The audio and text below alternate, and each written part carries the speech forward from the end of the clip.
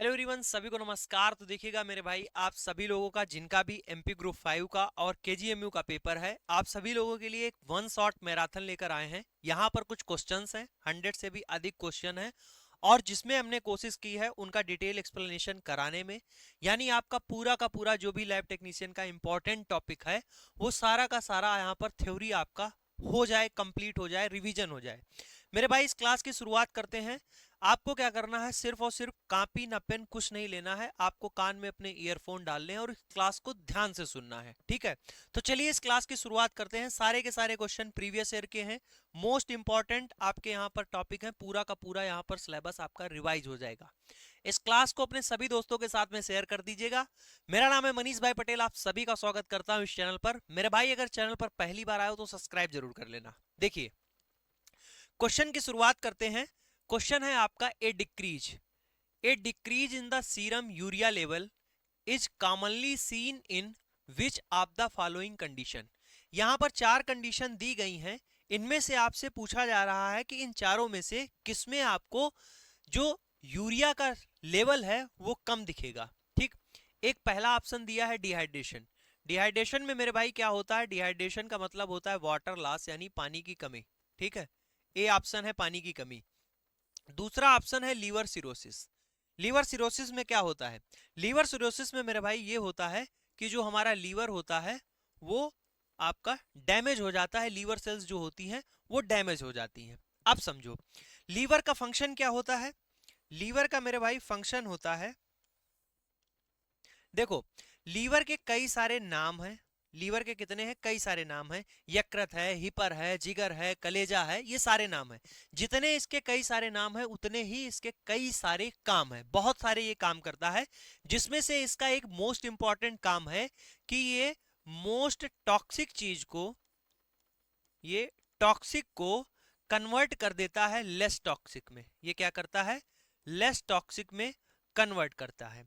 जैसे क्या है, जैसे आपकी NH3 अमोनिया है। NH3 क्या है, आपका अमोनिया है। इस अमोनिया को क्या करता है, इस अमोनिया को मेरे भाई कन्वर्ट करता है यूरिया में। किसमें, यूरिया में कन्वर्ट करता है। यूरिया का जो है फार्मूला है NH2CO NH2, ठीक। अब ये NH2CO NH2 जो आपका क्या है, यूरिया है, ये लेस टॉक्सिक है और आपका जो अमोनिया है ये मोस्ट टॉक्सिक है। इसको कन्वर्ट कर दिया लेस टॉक्सिक में और ये काम कौन कर रहा है, ये हमारा लीवर करता है। कौन करता है, लीवर करता है। अब मेरे भाई, अब एक बात बताओ, अब क्या है, लीवर सिरोसिस है, यानी लीवर हमारा क्या हो रखा है, डैमेज हो रखा है। अगर हमारा लीवर डैमेज हो रखा होगा तो ये जो अमोनिया है उससे जो है यूरिया नहीं बन पा रही होगी, क्योंकि ये लीवर डैमेज होगा, ये काम नहीं कर पा रहा होगा। तो यहां पर इनडायरेक्टली देखो पूछ रहा है, तो यहां पर अमोनिया ज्यादा होगी और यूरिया का लेवल क्या हुआ होगा, कम आ रहा होगा। तो इससे बी ऑप्शन क्या हो जाएगा मेरे भाई, राइट हो जाएगा। कुछ क्वेश्चन इस तरीके से भी एग्जाम में आपके आते हैं। लीवर से कुछ चीजें याद रख लेना कि लार्जेस्ट एक्सोक्राइन ग्लैंड है हमारा लीवर। ये सिचुएटेड होता है एब्डोमिनल कैविटी में। दो कैविटी होती है, एक तो थोरैसिक, दूसरी एब्डोमेन। थोरैसिक में हमारे लंग्स होता है, हार्ट होता है, और एब्डोमेन में हमारा स्टमक है, लीवर है, इंटेस्टाइन है, ठीक।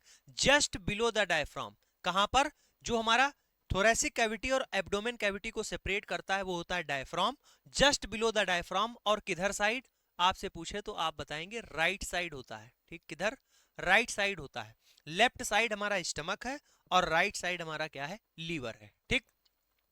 इसमें दो लोब होते हैं, राइट वाला लोब बड़ा होता है, लेफ्ट वाला लोब स्मॉल होता है। इसका जो है वेट की अगर बात करें तो ये 1.2 से लेकर 1.5 किलोग्राम का होता है। अगर फंक्शनल यूनिट पूछी जाए, स्ट्रक्चरल एंड फंक्शनल यूनिट अगर आपकी लीवर की पूछी जाए तो आप बताएंगे मेरे भाई हिपैटिक लोब्यूल्स। क्या होती है, हिपैटिक लोब्यूल्स होती है, ठीक है। आपसे एक चीज पूछे कि कवरिंग जो है लीवर की एंड लेब्यूल्स की वो होती है ग्लिसन कैप्सूल। इंपॉर्टेंट है, अगर आपसे एग्जाम में क्वेश्चन पूछ दिया जाए कि ग्लिसन कैप्सूल जो होता है वो कहां कहां इसकी कवरिंग होती है, तो इसकी कवरिंग होती है लीवर के ऊपर भी, और जहां पर ये हिपैटिक लोब्यूल्स होते हैं इसके ऊपर भी इसकी कवरिंग होती है। लीवर में रीजनरेशन पावर बहुत ज्यादा होती है। आपने सुना होगा उनका लीवर ट्रांसप्लांट हो रहा है तो उनका भाई से, मम्मी से, पापा से, कहीं से भी लीवर ले रहे हैं, इतना छोटा सा टुकड़ा काटते हैं, ऐसे छोटा बड़ा जो भी है काट देते हैं, उसके बाद में लीवर फिर से रीजनरेट कर जाता है। इसीलिए लीवर के पास में हाई रीजनरेशन पावर होती है। ठीक, अब लीवर क्या है? लीवर मेरे भाई बाइल जूस का प्रोडक्शन करता है। किसका? बाइल जूस का प्रोडक्शन करता है। इसमें बाइल साल्ट होते हैं। बाइल साल्ट की बात करें तो इसमें जो इनऑर्गेनिक साल्ट होता है वो सोडियम बाइकार्बोनेट होता है। ऑर्गेनिक साल्ट जो होता है वो ग्लाइकोलेट एंड टारोकोलेट होते हैं। ये क्या करते हैं? ये मेरे भाई इमल्सिफिकेशन ऑफ फैट करते हैं, यानी फैट के जो बड़े बड़े टुकड़े हैं उनको छोटे छोटे टुकड़ों में तोड़ते हैं, जिसको मिसेल्स बोला जाता है। क्या बोलते हैं? मिसेल्स बोलते हैं।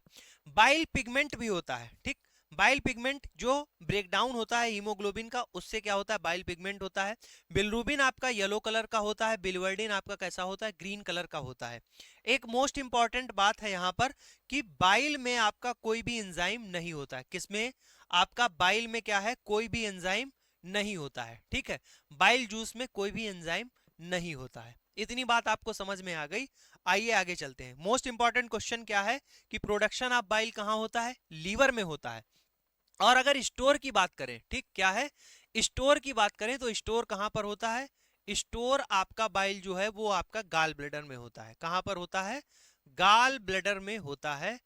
मोस्ट वांटेड क्वेश्चन है। ठीक है, मोस्ट वांटेड क्वेश्चन है। बढ़ा जाए आगे।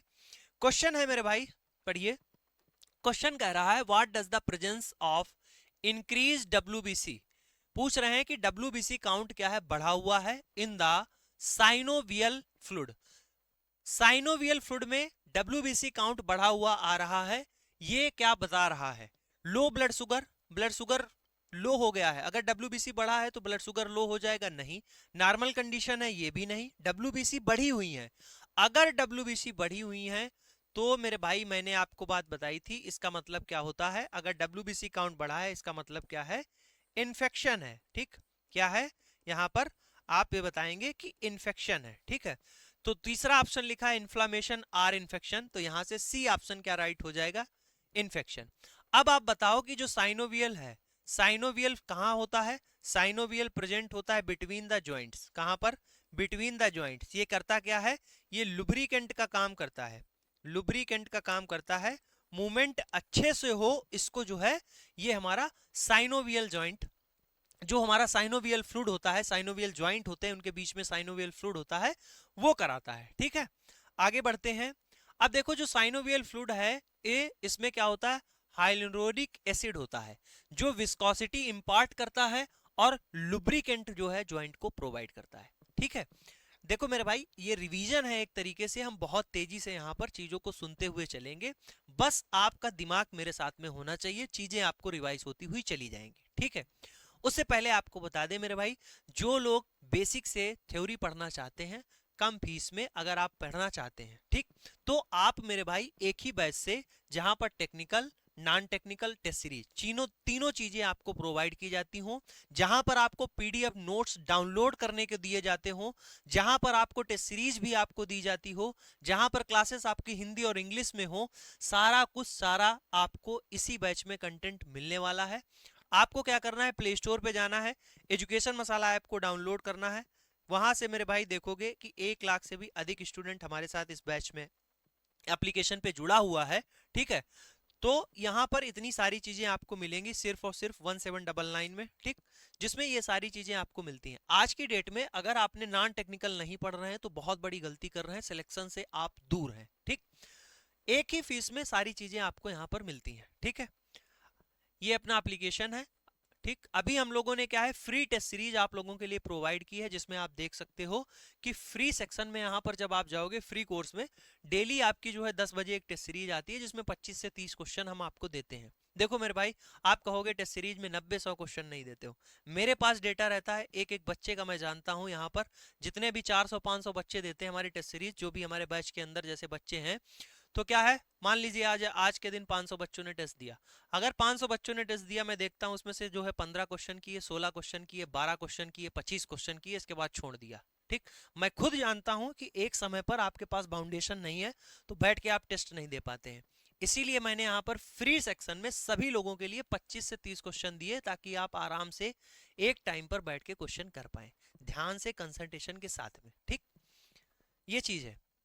क्वेश्चन है which condition is associated with increase blood sugar. अब कौन सी कंडीशन यहां पर दर्शा रही है ब्लड शुगर बढ़ा हुआ है? ब्लड शुगर बढ़ा हुआ आता है किसमें? हमारा डायबिटीज मेलाइटस में। मेलाइटस का मतलब क्या होता है? मेलाइटस से आप ध्यान रखेंगे मिठाई, और मिठाई का क्या मतलब है? शुगर। ठीक है, मिठाई का क्या मतलब है मेरे भाई? शुगर। तो यहीं से आप ध्यान रखें कि ब्लड शुगर लेवल किसमें बढ़ा होगा? डायबिटीज मेलाइटस में बढ़ा होगा। अब ब्लड शुगर लेवल की बात आई है तो यहाँ पर सारे के सारी चीजों को समझते हैं। हम यहाँ के लिए टेस्ट करते हैं, अगर हमें ग्लूकोज एस्टिमेशन करना है तो उसके लिए हम लोग आरबीएस करते हैं, जिसका फुल फॉर्म होता है रैंडम ब्लड शुगर। किसी भी समय हम जो है शुगर टेस्ट करना चाहते हैं, ब्लड में देखना चाहते हैं कितनी शुगर है, उसके लिए random blood sugar. Fasting blood sugar जिसको बोलते हैं एफपीएस, ठीक, FBS fasting blood sugar. PP, PP होता है पोस्ट पेरेंडियल। इसमें जो है भोजन के, खाना खाने के 2 घंटे के बाद में हम लोग एस्टिमेट करते हैं ग्लूकोज। एफबीएस में क्या होता है? फास्टिंग होती है, जैसे रात को 8 बजे आपने खाना खा लिया, 8 बजे के बाद आप कुछ नहीं खाएंगे, देन उसके बाद में मॉर्निंग 8 बजे के बाद में आप सैंपल देंगे। रैंडम है, किसी भी टाइम, एनी टाइम आप जो है ग्लूकोज लेवल चेक करें। ठीक, ये बात हो गई। अब HbA1c, इसको बोलते हैं ग्लाइकेटेड हीमोग्लोबिन। ये हमें बताता है पास्ट 3 मंथ का, पिछले 3 महीने का, पास्ट 3 मंथ का क्या है शुगर, ये बताता है। पास्ट 3 मंथ का ये शुगर हमें बताता है। अब देखो, जो हमारा आरबीएस है, एफबीएस है और पीपी है, इसके लिए हम लोग ग्रे वाइल यूज करते हैं। इसके लिए अगर आपसे पूछा जाए कौन सी यहाँ पर वाइल यूज करते हैं, ग्रे वाइल यूज करते हैं, जिसको हम लोग, जिसका टॉप ग्रे होता है, जिसको बोलते हैं फ्लोराइड वाइल। ठीक, HbA1c के लिए स्पेशल ध्यान रखना, यहाँ पर हम लोग लेवेंडर या फिर पर्पल कलर की जो वाइल होती है, जिसमें EDTA होता है, ethylene diamine tetra acetic acid, वो हम लोग यहाँ पर यूज करते हैं। लेवल की अगर यहाँ पर अगर रेंज की बात की जाए तो आप देखोगे mg/dl में जो है यहाँ पर हमारा शुगर एस्टिमेशन होता है। HbA1c की बात करें तो यहाँ पर जो नॉर्मल रेंज होती है आपकी 5% होती है। ठीक, कितनी? 5%। यहाँ पर लेस देन 5% होती है, कहीं कहीं पर आप देखोगे तो 5 से 6% भी कहते हैं। अगर 6 लिखा हुआ है तो मान लेते हैं, कहते हैं कि आपका यहाँ से स्टार्ट हो गया है, यानी सिम्टम्स आने लगे। तो इतना नहीं, आपको इतना पता होना चाहिए कि जो ग्लूकोज एस्टिमेशन है आपके इतने टेस्ट होते हैं, mg/dl यूनिट होती है। ठीक है, अब बात आती है डायबिटीज मेलाइटस की। डायबिटीज मेलाइटस क्या होता है? ग्लूकोज जो आपका शुगर लेवल है वो बढ़ा हुआ आता है, इसको, इस कंडीशन को बोलते हैं हाइपरग्लाइसीमिया। आप जानते हैं जो इंसुलिन होता है, इंसुलिन एक पॉलीपेप्टाइड हार्मोन है। ये प्रोड्यूस किसके द्वारा किया जाता है? जो हमारी बीटा सेल्स होती हैं, islets of Langerhans of pancreas.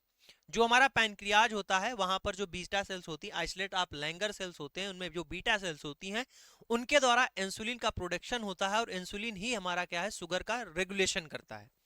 एक कंडीशन होती है diabetes insipidus. Diabetes insipidus, diabetes insipidus में क्या होता है? इसमें जो है large volume of dilute urine, बहुत ज्यादा अधिक मात्रा में यूरिन पास होने लगता है, और इस कंडीशन को बोलते हैं पॉलीयूरिया। इसमें जो है may be due to the insufficient level of ADH, anti diuretic hormone. Anti diuretic hormone की वजह से डायबिटीज इंसिपिडस के आपको वो जो है कंडीशन आती है। ठीक है, हाइपोथायराइडिज्म, हाइपो का मतलब क्या होता है? कमी। हाइपो का मतलब क्या है? कमी। ठीक है, आपकी हाइपोथायराइडिज्म अगर किसी को हो गया है, इसका मतलब क्या है? उसमें T3 और T4 का लेवल जो है डिक्रीज हो जाएगा, कम हो जाएगा। एडिसन डिजीज क्या है? एडिसन डिजीज जो होती है, जिसमें हमारी एड्रिनल ग्लैंड क्या हो, डैमेज हो जाती है, उसको बोलते हैं एडिसन डिजीज। ठीक है, वो होती है एडिसन डिजीज। क्वेश्चन आता है साइटोपैथोलॉजी क्या है? Cytopathology is best defined as, जिस भी वर्ड के लास्ट में लग जाए लॉजी, इसका मतलब क्या होता है? स्टडी ऑफ, यानी अध्ययन करते हैं। ठीक है, और साइटो का मतलब क्या होता है? साइटो का मतलब सेल, सेल का जहां पर अध्ययन किया जाता है उसको बोलते हैं साइटो। और पैथो का मतलब होता है डिजीज। ठीक, पैथो का मतलब क्या है? डिजीज। तो यहां पर जहां पर डिजीज टिश्यू का, डिजीज सेल का, ठीक है, स्टडी किया जा रहा हो, वो होती है cytopathology. Examination of individual cell to detect the disease, b option इसका क्या हो जाएगा? राइट हो जाएगा। जैसे अगर यह साइटोलॉजी लिखा होता तो हम बोलते स्टडी ऑफ सेल, साइटोपैथोलॉजी लिखा है, अब हम बोल रहे हैं study of the disease cell. ठीक, आगे बढ़िए, देखिए cytopathology study of disease cell, histopathology study of disease tissue, haematology study of blood, microbiology study of micro organism, parasitology study of parasite, जहां पर हम लोग पैरासाइट का अध्ययन करते हैं। ठीक है। क्वेश्चन है which of the following is the most common site for venous blood collection. हम लोग वीनस ब्लड कलेक्शन कर रहे हैं, उसके लिए कॉमन साइट आपको बतानी है कौन सी होती है। ठीक, किससे हम लोग कॉमनली जो है ब्लड कलेक्शन करते हैं वीनस। ठीक, तो वो होती है हमारी मीडियल क्यूबाइटल वेन। कौन सी होती है? मीडियल क्यूबाइटल वेन होती है। ये वेल एनॉर्क्ड होती है, उभरी हुई होती है अच्छे तरीके से, आप यहां पर देख सकते हैं। ये है हमारी मीडियल क्यूबाइटल वेन, ये होती है हमारी सिफिलिक वेन। ठीक है, मीडियल क्यूबाइटल वेन यहां पर होती है। क्वेश्चन आपसे पूछा जाता है कि जो आपकी निडिल है और आपकी जो है वेन है, उसके बीच में एंगल कितना होना चाहिए? ये होता है 15 से 30 डिग्री। कितना होता है? 15 से 30 डिग्री के बीच में होना चाहिए। टर्निकेट टाइम का जो है, जो टर्निकेट है आप उसको बांधते हैं, उसका आइडियल टाइम कितना होना चाहिए? लेस देन 1 मिनट, 1 मिनट से कम आपको उसको बांध के रखना है। ठीक है, तो ये क्वेश्चन आपके एग्जाम में पूछे जाते हैं। Which of the following is the vector borne parasitic infection. Vector borne parasitic infection कौन सा है? 4 ऑप्शन आपके सामने दिए गए हैं। आप मेरे भाई जानते हैं कि इसका आंसर क्या होगा? मलेरिया होगा। ठीक है, पैरासाइट के नाम पर आप इतना पढ़ते हुए चले आ रहे हैं तो इतनी बात आपको पता ही होगी। ठीक, क्वेश्चन है आपका largest protozoan parasite. Largest protozoan parasite कौन सा होता है? बैलेंटीडियम कोलाई होता है। एंटीजन डिटेक्शन किट जो आपकी रैपिड डायग्नोस्टिक है, ठीक, रैपिड डायग्नोस्टिक के लिए जो एंटीजन डिटेक्शन किट आती है, उनमें देखिए, उनसे अगर आपका क्वेश्चन बनता है डायग्नोस्टिक, ठीक है, उनसे अगर आपका क्वेश्चन बनता है तो आपसे पूछेंगे common for all Plasmodium species. जो सभी की सभी स्पीसीज होती हैं उनमें क्या है? PLDH parasite, lactate, dehydrogenase.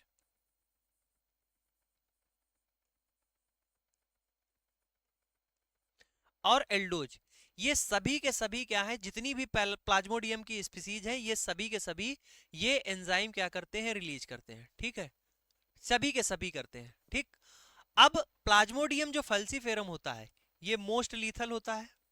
ये जो स्पीसीज है ये मोस्ट लीथल है, घातक है। और ये स्पेशल जो है HRP2 ये रिलीज करती है। HRP2 है क्या? Histidine rich protein 2। ठीक, हिस्टिडीन रिच प्रोटीन 2, ये किसके द्वारा प्रोड्यूस होती है? ये आपकी मेरे भाई प्रोड्यूस होती है, ये आपका प्रोड्यूस करता है प्लाज्मोडियम फैल्सीपेरम। ठीक है, आगे बढ़े। अब देखिए स्कैरिएसिस, स्कैरिएसिस जो होता है वो इन्फेक्शन होता है स्मॉल इंटेस्टाइन में। स्कैरिएसिस लिम्ब्रियोकाइट्स ये क्या करता है? काज करता है।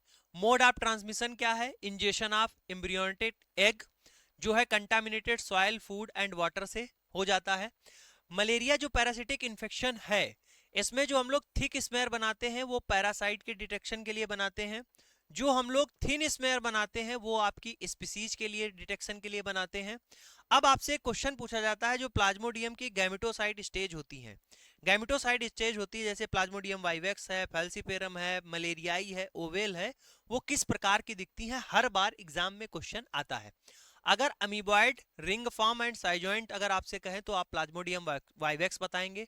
प्लाज्मोडियम फैल्सीपेरम में मोस्ट इंपॉर्टेंट बनाना शेप की गैमेटोसाइट आपको देखने को मिलती है, कई बार पूछा गया। हेडपोन या फिर एकोल फॉर्म भी लिखा हुआ मिल सकता है। प्लाज्मोडियम मलेरियाई आप में बैंड फॉर्म, और प्लाज्मोडियम ओवियल जो होता है वो enlarged fimbriated oval RBC with the ring form में आपको देखने को मिलता है। डायग्राम आपके सामने बना हुआ है। एग्जाम में अगर आपसे क्वेश्चन आ जाए मेरे भाई कि वर्ल्ड मलेरिया डे जो है कब मनाया जाता है, आप बताएंगे 25 अप्रैल को। जियार्डियासिस किसके द्वारा होता है? काजबाई जियार्डिया लैम्बिला। ठीक है, आइए क्वेश्चन है विच क्रायो प्रोटेक्टेंट, कौन सा क्रायो प्रोटेक्टेंट कॉमनली ऐड किया जाता है बायोलॉजिकल स्पेसिमेन के लिए? अगर हम लंबे समय के लिए उसको स्टोर करते हैं एट -80 डिग्री सेंटीग्रेड, या फिर आपकी उससे भी नीचे, prevent the ice crystal formation, जिससे कि आइस क्रिस्टल फॉर्मेशन ना हो, तो मेरे भाई इसके लिए हम लोग यूज करते हैं, प्रयोग करते हैं DMSO, di methyl sulfoxide. इसका प्रयोग करते हैं क्रायो प्रोटेक्टेंट का, जिससे जो है आइस क्रिस्टल फॉर्मेशन ना हो। देखिए हिस्टोपैथोलॉजी में कुछ हम एडिटिव और मॉडिफिकेशन करते हैं पैराफिन वैक्स में। ठीक, पैराफिन वैक्स में क्या करते हैं, अगर हमें हार्डनेस बढ़ानी है पैराफिन वैक्स की तो हम लोग स्टेरिक एसिड जो है उसमें मिला देते हैं। अगर हमें मेल्टिंग पॉइंट घटाना है पैराफिन वैक्स का तो फेरेंथ्रीन आप मिला देंगे। ठीक है, अगर हमें adhesiveness with the tissue and wax, जो टिश्यू और वैक्स के बीच में एडसिवनेस अगर आप हमें इंप्रूव करना है तो हम 0.5% किरेसिन मिला देंगे। ठीक है, जो स्नोफिल का ब्रेकडाउन प्रोडक्ट ऑफ स्नोफिल क्या होता है अगर आपसे पूछे तो आप बताएंगे चारकाट लेडिंग क्रिस्टल। चारकाट लेडिंग क्रिस्टल जो है ये ब्रेकडाउन प्रोडक्ट होते हैं किसके, स्नोफिल के। ये मेरे भाई पाए जाते हैं found in parasitic disease, parasitic disease में ये पाए जाते हैं। ठीक है, आगे बढ़िएगा। क्वेश्चन है which of the following is not, ठीक, which of the following is not a rapid diagnostic method for the viral infection. चार ऑप्शन आपके सामने दिए गए हैं, आपसे पूछा गया है कि रैपिड डायग्नोस्टिक मेथड कौन सा नहीं है वायरल इन्फेक्शन के लिए। जेल इलेक्ट्रोफोरेसिस, एंजाइम लिंक्ड इम्यूनोसार्बेंट एसे, lateral flow immuno assay, nucleic acid amplification test. मेरे भाई मैं आपसे ये कहना चाहूंगा कि ये जितने भी फुल फॉर्म है आप जरूर याद रखिएगा। ठीक है, क्योंकि हर बार एग्जाम में आपसे ये पूछे जाते हैं। ठीक, एलाइजा का फुल फॉर्म इतनी बार एग्जाम में आया है, आप मेरे भाई याद रखिए। Enzyme linked immuno sorbent assay, ठीक, enzyme linked immuno sorbent assay, LFIA lateral flow immuno assay, nucleic acid amplification test, NAAT। ठीक, इसमें से कौन सा वायरल डायग्नोस्टिक के लिए नहीं यूज करते हैं, जेल इलेक्ट्रोफोरेसिस। क्यों नहीं करते हैं आइए देखिए। जेल इलेक्ट्रोफोरेसिस क्या होता है, इसमें जो हम लोग एम्प्लीफाइड डीएनए होता है उसमें क्या होता है, इलेक्ट्रिक फील्ड दौड़ाई जाती है। ये यहाँ पर एग्रोज जेल होता है, इस पर जो है एम्प्लीफाइड डीएनए पड़ा रहता है। इस पर हम लोग क्या करते हैं, इलेक्ट्रिक फील्ड ऐसे दौड़ाते हैं। जैसे ये डीएनए है, डीएनए के टुकड़े हैं कई सारे, तो इसमें क्या होगा, जैसे ही यहाँ से इलेक्ट्रिक फील्ड आएगी, ठीक, तो क्या होगा, जो बड़े वाले टुकड़े हैं वो तो यहीं रह जाएंगे, छोटे वाले क्या करेंगे, माइग्रेट होते जाएंगे और आगे चले जाएंगे ऐसे। तो यहाँ बड़ा, उससे छोटा, उससे छोटा, उससे छोटा, उससे छोटा, उससे छोटा, तो इस तरीके से क्या हो जाता है, माइग्रेशन हो जाता है। ठीक है, तो देयर मॉलिक्यूलर साइज के आधार पर by the performing एग्रोज gel electrophoresis. ठीक, नेट क्या है, NAAT क्या है, न्यूक्लिक एसिड इम्प्लीफिकेशन टेस्ट क्या है। A highly sensitive molecular diagnostic technique है जिसमें हम लोग यूज करते हैं detect the genetic material of pathogen. Pathogen का जेनेटिक मटेरियल डिटेक्ट करने के लिए हम लोग NAAT का प्रयोग करते हैं, जैसे आपका वायरस हो गया, बैक्टीरिया हो गया, कोई भी सैंपल में। यूज टू डायग्नोस इन्फेक्शन, अब ये नेट कहाँ कहाँ प्रयोग किया जा सकता है, तो जैसे आपका कोविड-19 हो गया, HIV हो गया, हेपेटाइटिस B या C हो गया, ट्यूबरकुलोसिस हो गया, और आपकी सेक्सुअली ट्रांसमिटेड इन्फेक्शन हो गए, इन सभी में नेट का प्रयोग किया जा सकता है। ठीक है, अब देखो बेसिक से क्वेश्चन है जो आपसे कभी कभार पूछे जाते होंगे। जैसे कभी कभार क्या पूछे जाते हैं, ये तो डेली लाइफ की अगर बात करें तो आपको पता होगा, लेकिन रिवीजन यहाँ पर काम है अपना। वायरल डिजीज अगर आपसे पूछी जाए इन चार में से कौन सी वायरल है, कौन सी फंगल है, कौन सी आपकी पैरासिटिक है, कौन सी बैक्टीरियल है, तो common cold, AIDS, hepatitis, influenza, कोविड-19, स्मॉल पॉक्स और पोलियो, ये आपकी क्या है, ये वायरल डिजीज है। आपकी पैरासिटिक पूछे तो मलेरिया, जियार्डिया हो गई। फंगल में आपका एथलीट फूट आता है, रिंगवॉर्म आता है। बैक्टीरियल इन्फेक्शन की अगर बैक्टीरियल जो है आपकी डिजीज की बात करें तो आपका निमोनिया हो गया, टिटनस हो गया, कॉलरा हो गया, टीबी हो गया, टाइफाइड हो गया, सिफिलिस हो गया, ये आपके बैक्टीरियल आपकी डिजीज है। ठीक है, आगे बात आती है विच एंटीकोगुलेंट, कौन सा एंटीकोगुलेंट प्रेफर किया जाता है for the arterial blood gas, यानी एबीजी एनालिसिस अगर आपको करनी है तो कौन सा एंटीकोगुलेंट हम लोग प्रेफर करेंगे।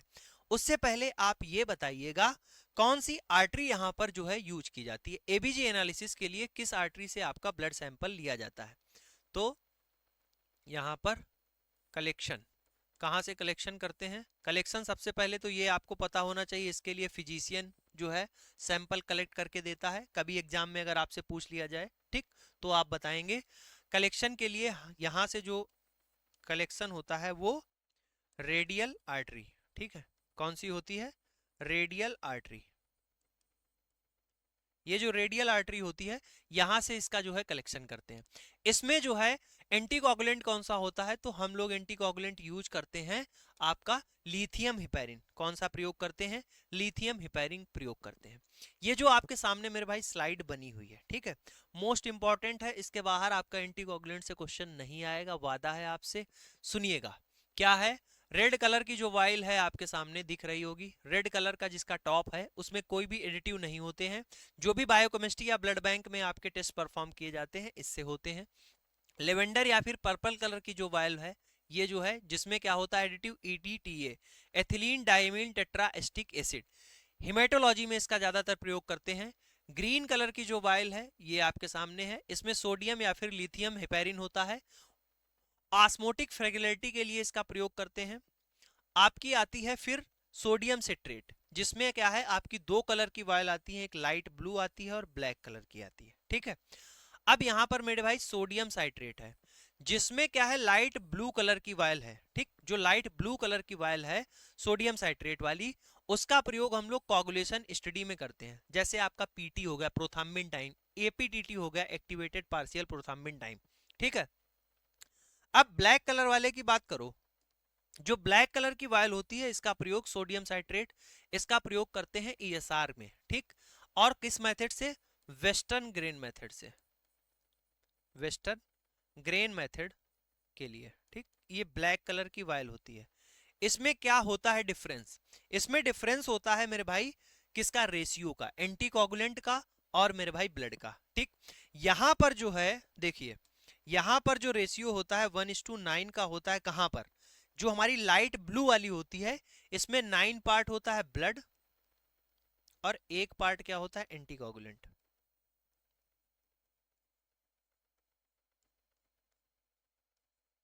ठीक है। तो कोगुलेशन स्टडी के लिए PT और APTT का यहां पर APTT के लिए इसका प्रयोग करते हैं। 3.2% सोडियम साइट्रेट इस पर लिखा हुआ होता है अगर आपने ध्यान से पढ़ा होगा तो, ठीक है। अब जो ब्लैक कलर वाली होती है उस पर 3.8% सोडियम साइट्रेट लिखा होता है, इसमें 1 पार्ट क्या होता है आपका एंटीकोगुलेंट और 4 पार्ट क्या होता है ब्लड होता है। ये बात यहां पर समझ में आनी चाहिए, इंपॉर्टेंट है, ठीक। फिर आती है आपकी ग्रे कलर की वाइल, ये ऐसी इस तरीके की आपकी दिखती है। इसमें क्या होता है सोडियम फ्लोराइड होता है, ग्लूकोज एस्टिमेशन के लिए इसका प्रयोग करते हैं। फिर आपका येलो कलर का वाइल आता है जो सिलिका पार्टिकल इसमें होता है एडिटिव, और इसका प्रयोग हम लोग इम्यूनोलॉजी में करते हैं, ठीक है। ये बात हो गई, आगे चला जाए। अब हम मेरे भाई आपसे एक क्वेश्चन पूछते हैं, जो हमारा ब्लड कल्चर वायल होता है, कौन सा ब्लड कल्चर वायल होता है, उसमें एंटीकोगुलेंट कौन सा होता है, ठीक है। जो हमारा ब्लड कल्चर वायल है आपका, उसमें आपका कौन सा एंटीकोगुलेंट होता है,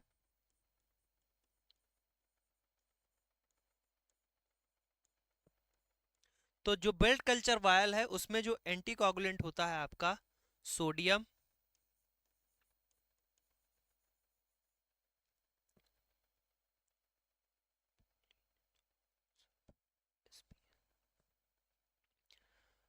पॉलीनेथॉल सल्फोनेट,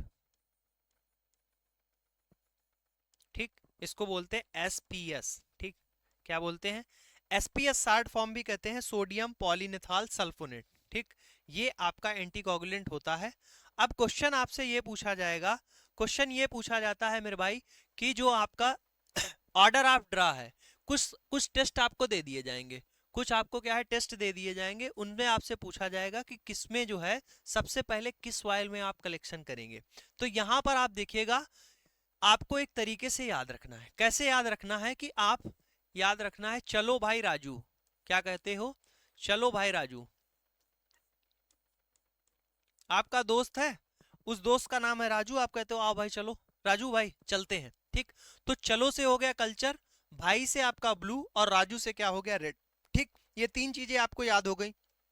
और आप जानते हैं रेड और आपका जो है गोल्ड या फिर जो येलो कलर का होता है उसको आप एक मानिए, ठीक, मानने के लिए। फिर उसके बाद में जितने लोग बचे हैं उनसे आप कहोगे गो लैब गाइज, क्या बोलोगे, गो लैब गाइज, ठीक। अब 4-5 लोग हो, आप लोग थे, सब लोग जा रहे थे, तो आपको क्या करना है, अपना फेवरेट दोस्त है भाई राजू, उसके साथ में आपको चाय पीनी है और सबसे क्या है, सबको नहीं पिलानी।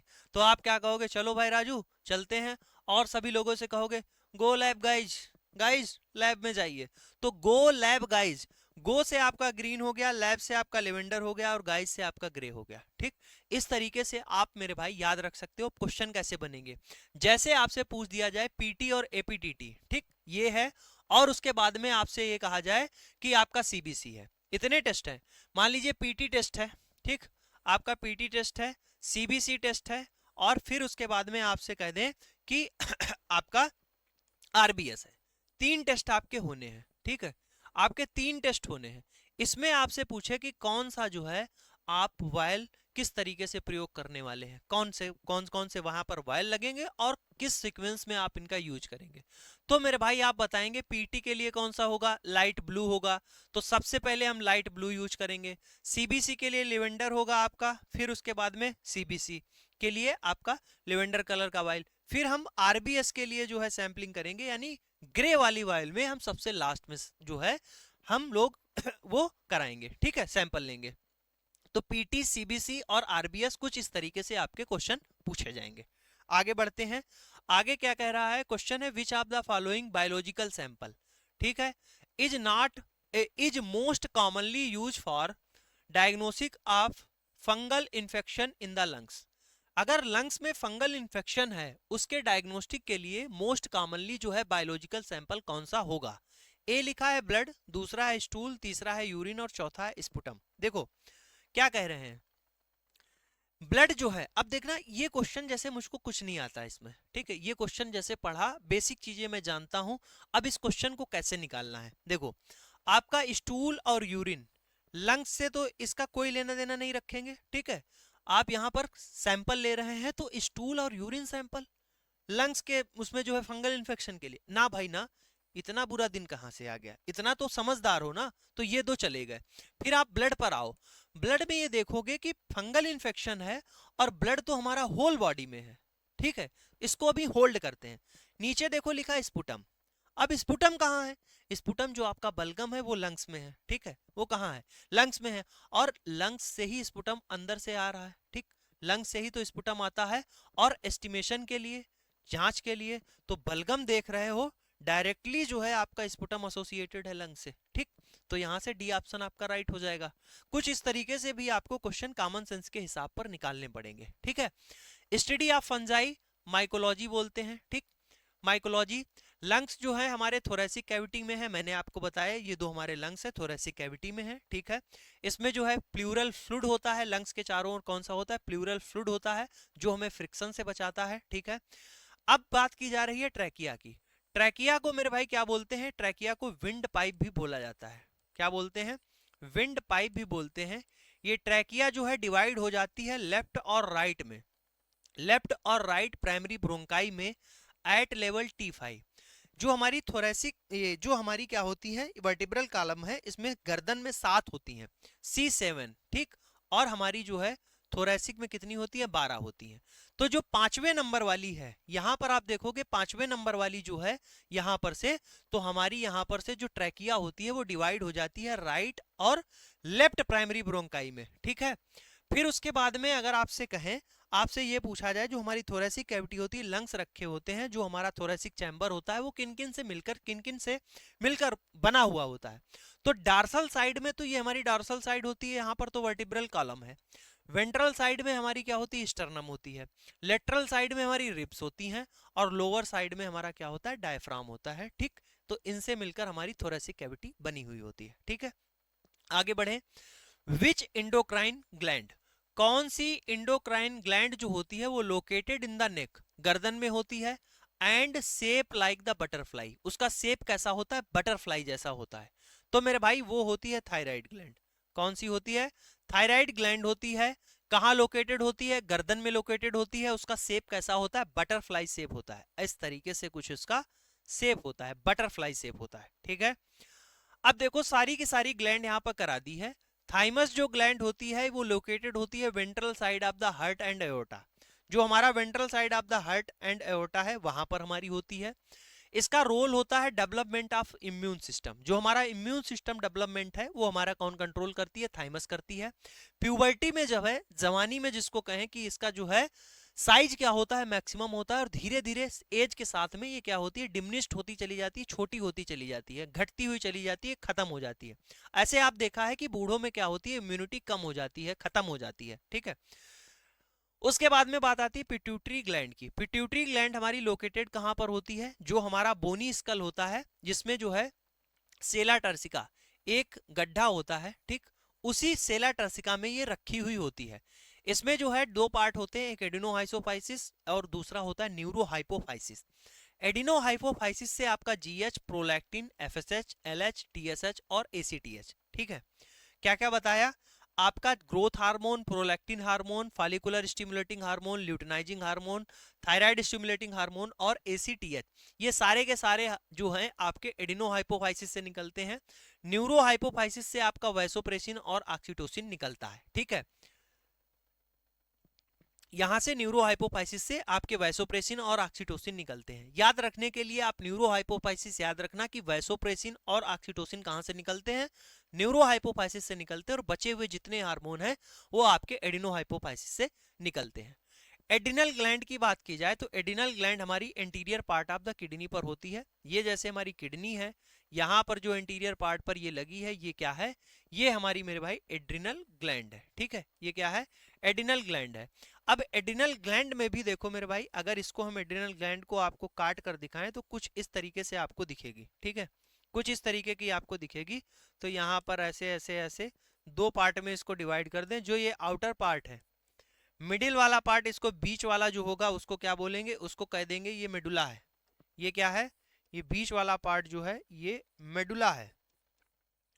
और जो मैंने बाहर ब्लू कलर से बनाया था, इस एरिया को बोलते हैं, इसको बोलते हैं कॉर्टेक्स। क्या बोलते हैं? कॉर्टेक्स, ठीक है। तो जो हमारा एड्रिनल कॉर्टेक्स होता है, क्या है? जो हमारा एड्रिनल कॉर्टेक्स है उससे हमारा एल्डोस्टेरोन, कॉर्टिसॉल, एंड्रोजन और एस्ट्रोजन निकलते हैं। जो हमारा एड्रिनल मेडुला है उससे हमारा एड्रिनलिन, नार एड्रिनलिन निकलता है, ठीक है। हमारी थायराइड ग्लैंड की अगर आप बात करोगे, लार्जेस्ट इंडोक्राइन ग्लैंड है, पूछा जाएगा लार्जेस्ट इंडोक्राइन ग्लैंड कौन सी है, तो आप बताओगे थायराइड ग्लैंड है। रिजर्वायर ऑफ आयोडीन, ये आयोडीन को क्या करती है? रिजर्व करके रखती है, ठीक है। अगर हाइपोथायराइडिज्म हो जाए, जो हमारी थायराइड ग्लैंड है वो हाइपो, हाइपो का मतलब क्या हो जाए? कमी, ठीक है, कमी, ठीक है, एक्टिव ना रहे, तो उसको क्या बोलेंगे? हाइपोथायराइडिज्म बोलते हैं। अगर ऐसा जो है बच्चों में हो तो उस कंडीशन को बोलते हैं क्रिटिनिज्म। अगर एडल्ट में हो तो उसको बोलते हैं मिक्सोडिमा। क्या बोला जाता है? मिक्सोडिमा बोलते हैं। हाइपरथायराइडिज्म हो जाए अगर, तो उस कंडीशन को बोलते हैं Graves disease. As it is question पूछे जाते हैं बेसिक बेसिक से, जिनका मैं आपको रिवीजन करा रहा हूं। क्लास अगर अच्छी लगे तो लाइक कर देना मेरे भाई, इस क्लास को अपने दोस्तों में जरूर शेयर करना, ठीक है। पूरा का पूरा जो है जितना मैक्सिमम हो सकता है सिलेबस, उतना मैक्सिमम हम रिवीजन आपके लिए यहाँ पर करा रहे हैं, ठीक है। ये स्लाइड बनाने में ही काफी समय लगा होगा, आप समझ सकते हैं, ठीक। Which of the following enzyme is not, कौन सा enzyme is not typically measured in the liver function test? जो हम लोग एलएफटी करते हैं, लीवर फंक्शन टेस्ट करते हैं, उसमें जो है कौन सा एंजाइम जनरली यहाँ पर टेस्ट नहीं करते हैं, आपको बताना है। Aspartate amino transferase, alanine amino transferase, amylase, ठीक। एमाइलेज को जनरली यहाँ पर हम लोग जो है एलएफटी में आप देखते हैं पैनल में इसको नहीं जो है यूज किया जाता है। एल्कलाइन फास्फेटेज हम लोग एलएफटी में करते हैं, ठीक है। अब देखो यहाँ से कुछ इंपॉर्टेंट पॉइंट आपके यहाँ से कवर होंगे आपके एलएफटी से। क्या है? लीवर आप जानते हो जो हमारा लार्जेस्ट एक्सोक्राइन ग्लैंड है। इंडोक्राइन की बात करें तो आपकी कौन सी थी? थायराइड ग्लैंड थी। एक्सोक्राइन की बात करोगे तो हमारा लीवर था। अब देखो, जो बिलिरुबिन है उसका एस्टिमेशन किसके द्वारा होता है? वांडनबर्ग रिएक्शन, ठीक। किससे? वांडनबर्ग रिएक्शन से होता है, ठीक है। और जहां पर हम लोग डाई एजोटाइल सल्फेनिक एसिड, कौन सा? डाई एजोटाइल सल्फेनिक एसिड होता है, यहां पर हम लोग प्रयोग करते हैं, जिसमें सल्फेनिक एसिड HCl में और सोडियम नाइट्राइट होता है। ये रिएक्ट करता है किससे? बिलिरुबिन से, और पर्पल कलर का कॉम्प्लेक्स बनाता है जिसको एजोबिलिरुबिन बोलते हैं। क्या बोलते हैं? एजोबिलिरुबिन बोलते हैं।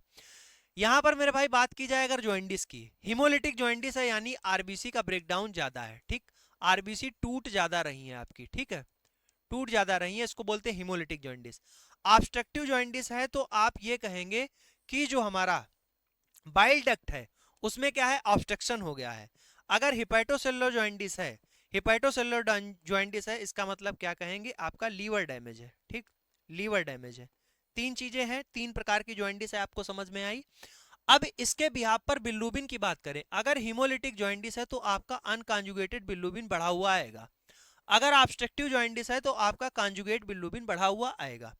कॉन्जुगेशन कहां पर होता है, कॉन्जुगेशन मेरे भाई लीवर में होकर होता है। ठीक है, तो अगर हिपैटोसेलुलर जॉइंटिस है तो यहां पर कॉन्जुगेटेड बिल्रूबिन भी मिलेगा और अनकॉन्जुगेटेड बिल्रूबिन दोनों बढ़े हुए मिलेंगे। अब वांडेनबर्ग रिएक्शन की बात करते हैं, तो हमारा जो हिमोलिटिक जॉइंटिस होगी वहां पर ये आपका वांडेनबर्ग टेस्ट इनडायरेक्ट पॉजिटिव आएगा। जो हमारी ऑब्स्ट्रक्टिव जॉइंटिस होगी वहां पर डायरेक्ट पॉजिटिव आएगा। और हिपैटोसेलुलर जो जॉइंटिस होगी वहां पर बाइफेजिक रिएक्शन होगी। ठीक है, बाइफेजिक रिएक्शन होगी। अगर आपसे ये कहें कि हेज टेस्ट किसके लिए करते हैं, तो ये मेरे भाई करते हैं बाइल साल्ट के लिए।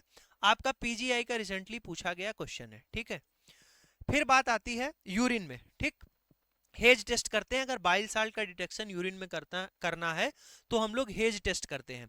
अगर हमें बायूरेट मेथड, अगर सीरम प्रोटीन का पता लगाना है, सीरम प्रोटीन का पता लगाना है, डिटर्मिनेशन करना है, तो बायूरेट मेथड यहां पर प्रयोग होता है।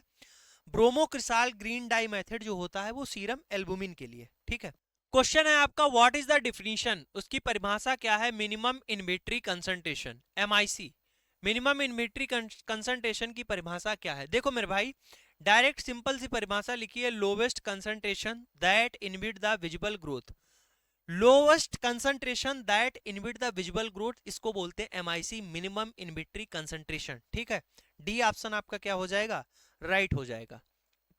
क्वेश्चन है which reagent is typically use in the clearing step, जो हम लोग हिस्टोपैथोलॉजी में क्लियरिंग स्टेप होता है टिश्यू प्रोसेसिंग में, कौन सा हम लोग यूज करते हैं। क्लियरिंग में हम लोग मेरे भाई कौन यूज करते हैं, जाइलिन का प्रयोग करते हैं। बी ऑप्शन इसका राइट है। देखिएगा पूरा का पूरा हिस्टोपैथोलॉजी का प्रोसेस समझा रहे हैं आपको। फिक्सेशन हम लोग किससे करते हैं, फॉर्मेलिन से करते हैं। डीकैल्सिफिकेशन हम लोग करते हैं अगर जरूरत पड़े तो। डीकैल्सिफिकेशन किसका किया जाता है, जो हमारा बोनी टिश्यू होता है। ठीक, बोनी टिश्यू का करते हैं यहां पर। ठीक है, अगर रिक्वायरमेंट होती है तो डीकैल्सिफिकेशन के लिए 5% EDTA सोल्यूशन हम लोग यूज कर सकते हैं, या फिर नाइट्रिक एसिड का प्रयोग कर सकते हैं HNO3, या फिर इलेक्ट्रोफोरेटिक मेथड भी हम लोग यूज करते हैं। डिहाइड्रेशन में क्या होता है, रिमूवल ऑफ वाटर होता है, यानी पानी निकल रहा होता है। ठीक है, रिमूवल ऑफ वाटर। अगर डिहाइड्रेशन की बात की जाएगी तो इसमें कौन सा जो है हम लोग यहाँ पर क्या यूज करते हैं, अल्कोहल सोल्यूशन यूज करते हैं। क्लियरिंग जो प्रोसेस होता है इसमें हम लोग जाइलिन भी यूज कर सकते हैं, टालविन भी यूज करते हैं, बेंजीन भी यूज करते हैं, और बेंजीन आप जानते हैं कार्सिनोजेनिक है। इम्प्रिग्नेशन जो मेथड होता है, इम्प्रिग्नेशन, ठीक है, जो इम्प्रिग्नेशन प्रोसेस होता है इसमें क्या होता है, इसमें हम लोग जो टिश्यू के उसमें पोर्स हैं जो खाली स्थान है उसमें हम लोग पैराफिन वैक्स जो है भरते हैं। ठीक, जहां पर आप जानते हैं कि जो पैराफिन वैक्स का मेल्टिंग पॉइंट कितना होता है, 56 डिग्री सेंटीग्रेड होता है, 54 से 62 के बीच में। ठीक है, फिर उसके बाद प्रोसेस आता है एम्बेडिंग का, किसका, एम्बेडिंग एंड ब्लॉकिंग का। एम्बेडिंग में हम लोग क्या है, पैराफिन वैक्स यूज करते हैं जनरली, जो मोस्ट कॉमन होता है। ठीक, मोस्ट कॉमनली अगर जो है टिश्यू प्रोसेसिंग में आपसे पूछा जाए कि टिश्यू एम्बेडिंग के लिए कौन चीज यूज करते हैं, तो आप बताएंगे ब्लॉक बनाने के लिए हम लोग पैराफिन वैक्स यूज करते हैं। ठीक, ठीक है, उसके बाद अगर पूछा जाए किसके लिए, अगर पूछा जाए आपके हार्ड टिश्यू के लिए, अगर हार्ड टिश्यू के लिए पूछे क्या करेंगे, तो हार्ड टिश्यू के लिए आप बताएंगे हम लोग सिलोडियन जो है सिलोडियन में एम्बेडिंग कराते हैं। अगर फ्रोजन सेक्शन के लिए पूछा जाए तो हम लोग किसका प्रयोग करते हैं, जिलेटिन का प्रयोग करते हैं। ठीक है, फिर बात आती है एल माउंट की। एल माउंट आप जानते हैं कुछ इस तरीके के होते हैं जिसमें हम लोग ये बनाते हैं, ठीक, ब्लॉक कर बनाते हैं। ये एल माउंट जो एल होता है वो होता है ल्यूकार्ड्स, और ये एल माउंट किसके बने हुए होते हैं, ये बने हुए होते हैं ब्रास के। ठीक है, किसके बने हुए होते हैं, ब्रास के बने होते हैं। आजकल प्लास्टिक के भी यूज में आने लगे हैं। ठीक, प्लास्टिक के जो है उनका भी हम लोग प्रयोग करते हैं, जो मॉडर्न तरीका है उसमें ऑटोमेशन में। सेक्शन कटिंग, सेक्शन कटिंग मेरे भाई ये किससे की जाती है, माइक्रोटोम से करते हैं, उसको क्या बोलते हैं, माइक्रोटोमी बोलते हैं।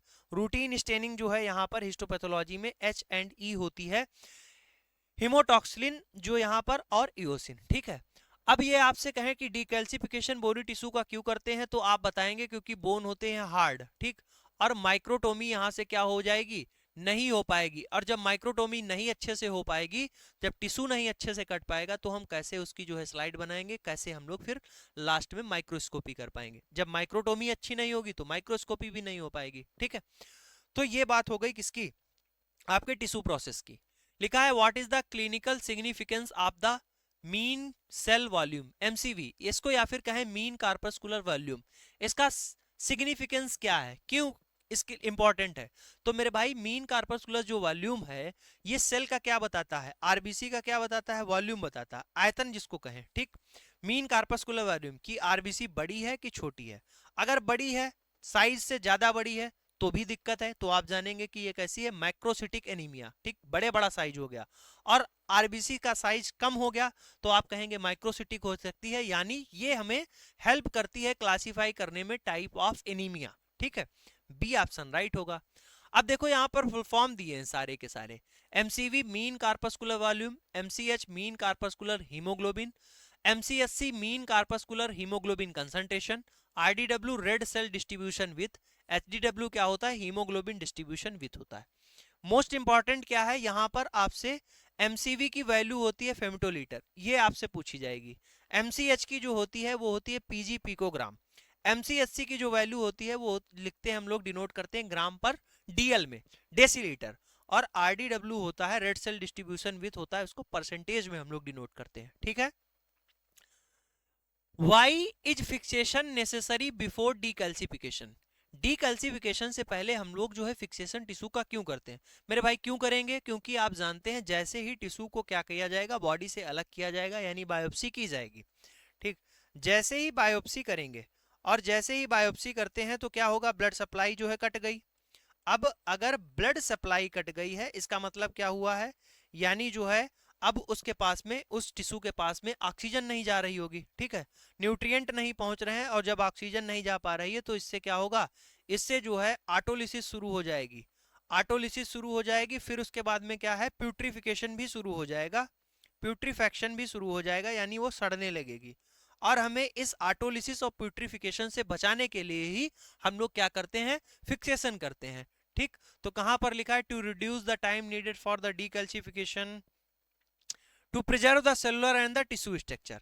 तो हम इसी के लिए क्या करते हैं, हम लोग फिक्सेशन करते हैं। ठीक है, क्वेश्चन है what colour do acid fast organism appear in the modified Ziehl Neelsen stain. जो आपकी जेडन स्टेन होती है, जेडन स्टेन में हमारे जो है आपके एसिड फास्ट ऑर्गेनिज्म होते हैं, वो किस कलर के दिखते हैं? आपको पता होगा वो मेरे भाई दिखते हैं, अगर एसिड फास्ट ऑर्गेनिज्म हैं वो आपको रेड या फिर पिंक कलर के दिखेंगे। जेडन स्टेन को एक और नाम देते हैं, इसको बोलते हैं AFB स्टेन, एसिड फास्ट। ठीक है, ये बात हो गई AFB स्टेन। देखो ग्राम स्टेन पूरी की पूरी यहां पर लिखी है, एसिड फास्ट स्टेन लिखी है, इंपॉर्टेंट क्या आपसे पूछा जाएगा वो यहां पर बताते हैं। ठीक है, MCRE 4 का क्वेश्चन आप बताएं, मैं आपको बताता हूं। इसमें से पूछा गया था शायद यहाँ पर डी कलराइजर कौन सा यूज करते हैं या फिर मॉडरेंट, यही ऐसे कुछ क्वेश्चन पूछा गया था, बेसिक सा। ऐसे कैसे क्वेश्चन आपसे पूछे जाते हैं। MCRE 4 की बात करें तो आपसे पूछा गया था कि आरबीसी का लाइफ स्पैन क्या है। मतलब इतने बेसिक क्वेश्चन जिनको आप सोच नहीं सकते हो, और बच्चे भी ऐसे कमेंट करते हैं, भाई आप लोग भी देखोगे आरबीसी का जीवन काल 120 दिन ऐसे पूछ दे रहा है। अभी मैं क्वेश्चन कराने लगता हूँ, कहते हैं अरे इतने सरल क्वेश्चन नहीं आते, थोड़ा लेवल बढ़ाइए, लेवल बढ़ाइए, और फिर लेवल निकल जाता है पेपर में। ठीक है, तो यहाँ पर एक एक क्वेश्चन देखो, मैं हर बार आपसे कहता हूँ, एक भी क्वेश्चन मेरा अपना बनाया नहीं है, मैं हर बार ये कहता हूँ, छाती ठोक के कहता हूँ, मेरा सारे के सारे क्वेश्चन प्रीवियस ईयर हैं। ठीक, अब इतने प्रीवियस ईयर क्वेश्चन जब मैं आपको करा दूंगा, कर लूंगा, आप खुद कर लोगे, तो मेरे भाई आपको पता ही चल जाएगा कि एग्जाम में क्वेश्चन कैसे आते हैं, उन्हीं से रिलेटेड आते हैं। ठीक है, तो previous year question most important है। मैं तो हमेशा यही कहता हूं कि अगर आप थ्योरी नहीं पढ़ते हैं, सुन लेना पूरी बात, अगर इस तरीके से एनालिसिस करते हैं जैसे यहां पर हो रही है, क्वेश्चन एक है, पूछा ये गया है पूरा का पूरा ग्राम स्टेन और पूरा का पूरा एफबी स्टेन और कलर से सारा कुछ मैं आपको यहाँ पर एक्सप्लेन करूंगा। अगर आप इस तरीके से थ्योरी पढ़ते हैं तो मेरे भाई, या फिर प्रीवियस ईयर एनालिसिस करते हैं, तो बहुत अच्छा आपका जो है तैयार हो जाएगी, सारी चीजें तैयार हो जाएंगी। ठीक, अभी मैं जैसे क्या होता है, बहुत सारे बच्चे जैसे पेपर हुआ कहेंगे पीडीएफ मिल जाए हमको, ये अभी आरआरबी का पेपर हुआ, पेपर पीडीएफ मिल जाए, मैं उसको रख लूंगा, मैं उसको तैयार करूंगा, ये कर लूंगा। क्या तैयार करोगे? पीडीएफ खोलते हो, अच्छा ये क्वेश्चन है, इसका आंसर कौन है? सी वाला ऑप्शन राइट हो गया, चल दिए आगे। हाँ हाँ मैंने पेपर कर लिया, 2025 वाला आरआरबी का कर लिया। ऐसे सिलेक्शन हो जाता है तो सभी का हो जाता है और सब कर लेते हैं। पीडीएफ जो है 25-25 हज़ार लोग डाउनलोड करते हैं, मैं देखता हूँ मेरे टेलीग्राम पर, मैं देखता हूँ बहुत पीडीएफ डाउनलोड होती है फटाफट। उसमें से पढ़ते कितना, याद कितना रखते हो, वो इम्पोर्टेंट रहता है, कितनी बार उसका एनालिसिस करते हो। मॉक टेस्ट जो आप देते हो, प्रीवियस ईयर क्वेश्चन आप करते हो, उसका इम्पोर्टेंट ये नहीं कि आपने उसको लगा लिया, इम्पोर्टेंट ये है उसका एनालिसिस करते हो, किस तरीके से आप उसका एनालिसिस करते हो। मतलब ये है कि किस क्वेश्चन में आपने जो है किसको सही किया, जो एक आपको एग्जैक्ट पता था, किस क्वेश्चन में आपने तुक्का मारा, किस क्वेश्चन में आपने जो है एलिमिनेशन मेथड लगाया जो आप एग्जैक्टली नहीं जानते थे। उन चीज़ों को अगर आप बारीकी से समझने लगे, समझो आपका काम बन जाएगा। ठीक है, तो इस तरीके से पढ़ोगे, मजा आ जाएगी। प्राइमरी स्टेन क्या है? Crystal violet. ठीक, प्राइमरी स्टेन यहाँ पर कौन यूज करते हैं? क्रिस्टल वायलेट यूज करते हैं। मॉडरेंट कौन सा होता है? ग्राम आयोडीन होता है। डी कलराइजर कौन सा होता है? यहाँ पर यूज करते हैं हम लोग एसीटोन या फिर एथिल अल्कोहल प्रयोग करते हैं। काउंटर स्टेन यहाँ पर कार्बल फुसियन या फिर सैफरनिन यहाँ पर प्रयोग करते हैं। इतनी बात हो गई ग्राम स्टेन की। एज इट इज आपके क्वेश्चन बनने वाले हैं। ग्राम पॉजिटिव जो बैक्टीरिया होते हैं ये पूछा जाएगा रजिस्ट होते हैं किसके प्रति? डी कलराइजेशन के प्रति। यानी जब डी कलराइजर इनके ऊपर डाला जाता है तो ये कलर नहीं छोड़ते हैं, ये मेरे भाई कलर प्राइमरी स्टेन का रिटेन रखते हैं, ठीक, छोड़ते नहीं है। ठीक है, तो इसीलिए ये कैसे दिखते हैं? वायलेट कलर के दिखते हैं। अगर ग्राम निगेटिव बैक्टीरिया की बात करोगे तो जब इन पर डी कलराइजर डाला जाता है तो ये अपना कलर छोड़ देते हैं और काउंटर जो स्टेन होता है उसको ले लेते हैं कलर को। ठीक है, तो ये कैसे दिखते हैं? ये पिंक कलर के दिखते हैं। इतनी बात हो गई। अब देखो, अगर मॉडिफिकेशन आप ग्राम स्टेनिंग पूछ दिया जाए तो आप बताएंगे Kopeloff and the Beersman modification और जेनसन्स मॉडिफिकेशन। ये किसका है? ये ग्राम स्टेन का है। अब एसिड फास्ट स्टेन की बात करो। एसिड फास्ट स्टेन की खोज डिस्कवर किसने किया था? पाउल इल्रिच ने किया था। मॉडिफिकेशन जील एंड नेल्सन ने किया था। To identify acid fast organism, अगर एग्जांपल की बात करें तो माइक्रोबैक्टीरियम ट्यूबरकुलोसिस। एसिड फास्टनेस, ये फास्टनेस किसके कारण आ रही है? Due to the presence of mycolic acid in the cell wall. जो बैक्टीरिया की सेल वॉल होती है, ठीक है, उसमें जो है माइकोलिक एसिड प्रेजेंट होता है, उसकी वजह से ये फास्टनेस आती है। ये एग्जाम का पूछा हुआ क्वेश्चन है लाला। ठीक है, सबसे पहले हीट फिक्सेशन करते हैं। यहाँ पर प्राइमरी स्टेन में कार्बल फुसियन होता है। ठीक, डीकलराइजर यहाँ पर जो है 25% सल्फ्यूरिक एसिड यहाँ पर होता है, प्रयोग करते हैं। काउंटर स्टेनिंग आपकी 0.1% मिथिलीन ब्लू यहाँ पर यूज किया जाता है। एसिड फास्ट ऑर्गेनिज्म आपके जो है रेड कलर के दिखते हैं और आपका मेरे भाई जो नॉन एसिड फास्ट ऑर्गेनिज्म है ये आपके ब्लू कलर के दिखते हैं। अगर मॉडिफिकेशन आपसे पूछा जाए कि एसिड फास्ट स्टेनिंग का, तो आप बताएंगे कोल्ड मेथड, इसको बोलते हैं केन्योन्स मेथड। ठीक है, आया बात समझ में? आगे बढ़े। अब देखो जो आपका क्या कहते हैं, ये आपका जो है डिकलराइजेशन है, यहाँ पर कुछ इसमें क्या चेंजमेंट करते हैं। जैसे माइक्रोबैक्टीरियम ट्यूबरकुलोसिस के लिए 25% H2SO4, माइक्रोबैक्टीरियम लेप्री के लिए 5%, आपका नोकार्डिया के लिए 1%, आपका एसिड फास्ट जो पैरासाइट हैं उनके जैसे क्रिप्टोस्पोरिडियम, साइक्लोस्पोरा या सिस्टोस्पोरा या फिर माइक्रोस्पोरिडिया के लिए 0.5%। ठीक है, बैक्टीरियल स्पोर के लिए यहाँ पर 0.25 से लेकर 0.5% होता है। ठीक है, आगे बढ़ते हैं। क्वेश्चन है presence of malignant cell in the body fluid indicate. अगर मेलिंगेंट सेल है बॉडी फ्लूइड में, ये क्या बताती हैं? देखो, मेलिंगेंट सेल क्या होती हैं?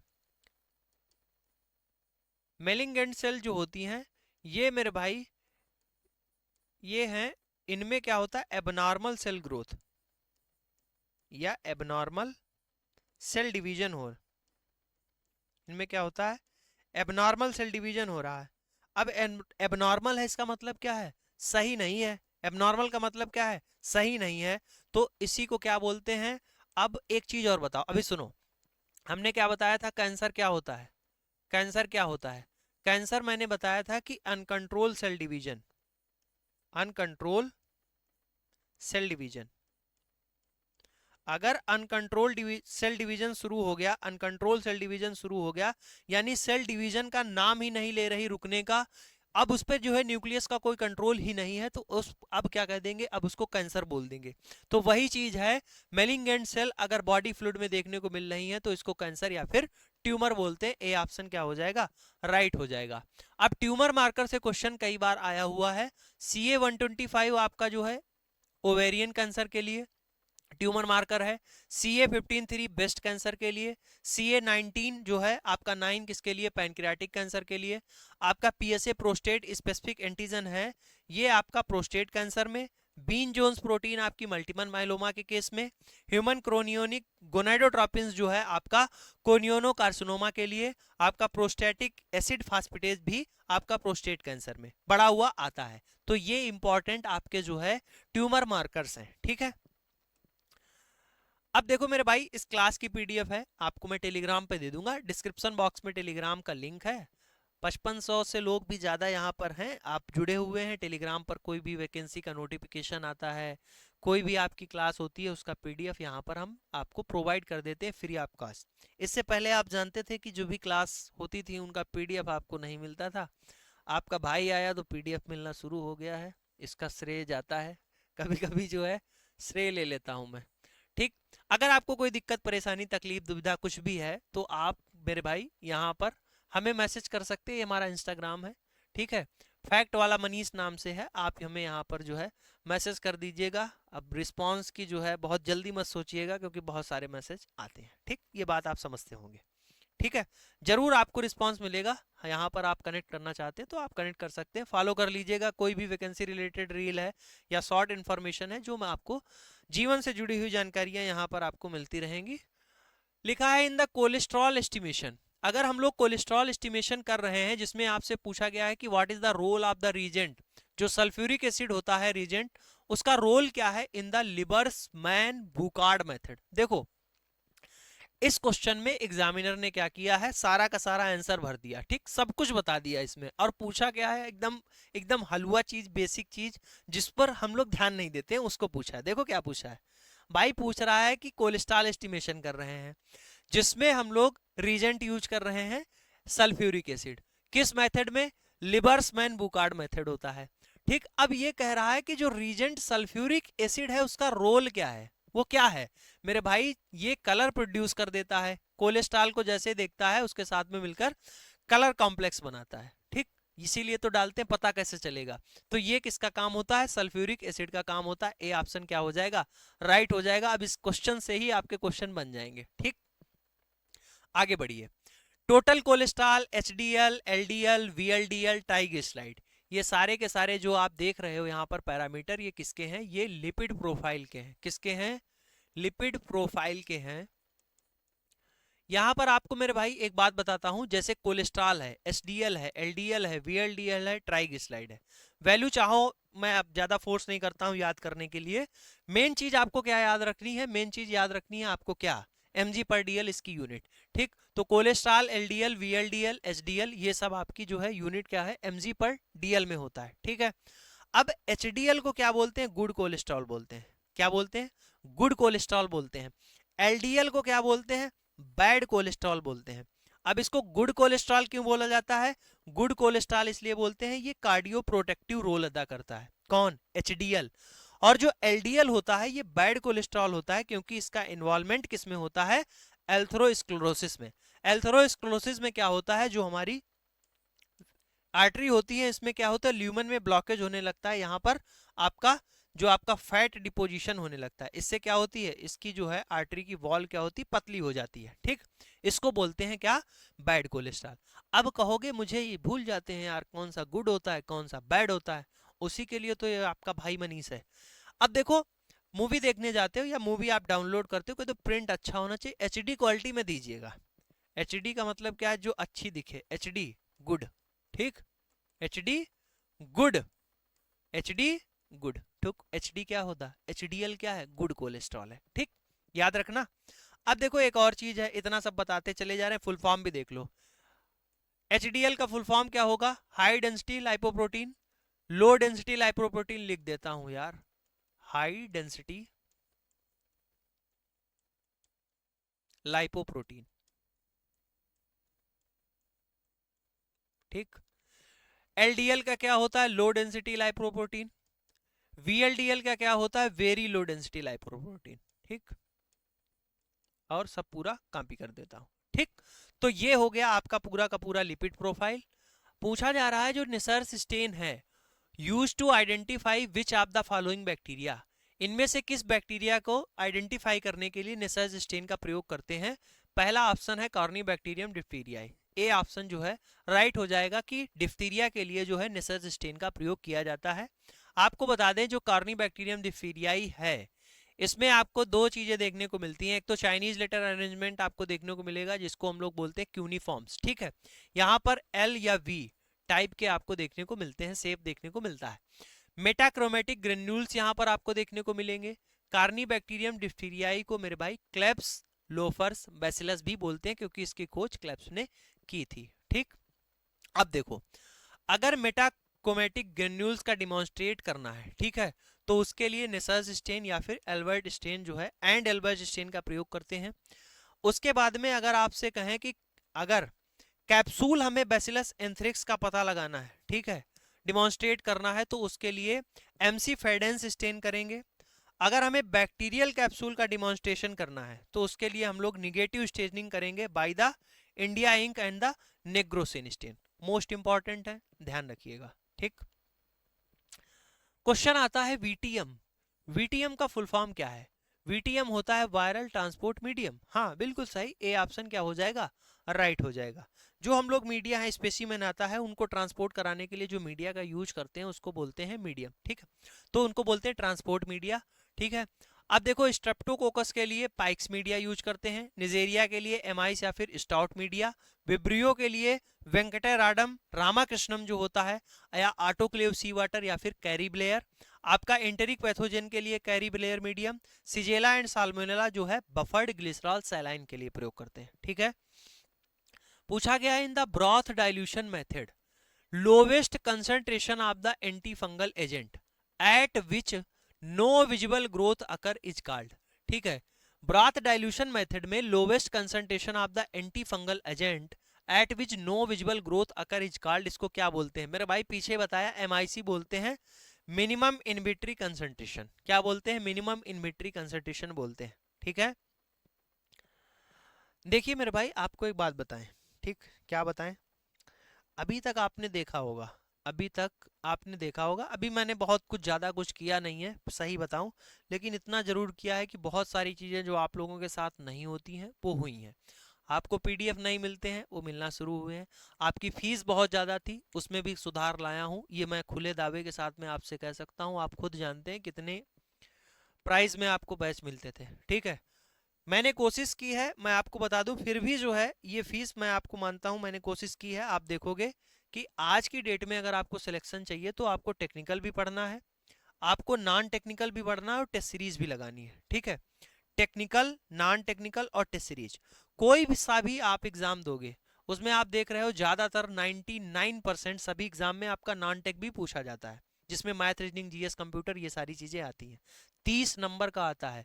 सिलेक्शन और रैंक आपकी डिसाइड होती है नॉन टेक्निकल से। जो नहीं देगा, जो नहीं पढ़ेगा, नहीं काम चलेगा, गारंटी से कहता हूं। जो सिलेक्टेड है आप एक बार पूछना कि नॉन टेक्निकल का रोल क्या है। असली बात वो बताएगा कि नॉन टेक्निकल ही आपका सिलेक्शन दिलाएगा, नॉन टेक्निकल ही आपको मेरे भाई रैंक दिलाएगा।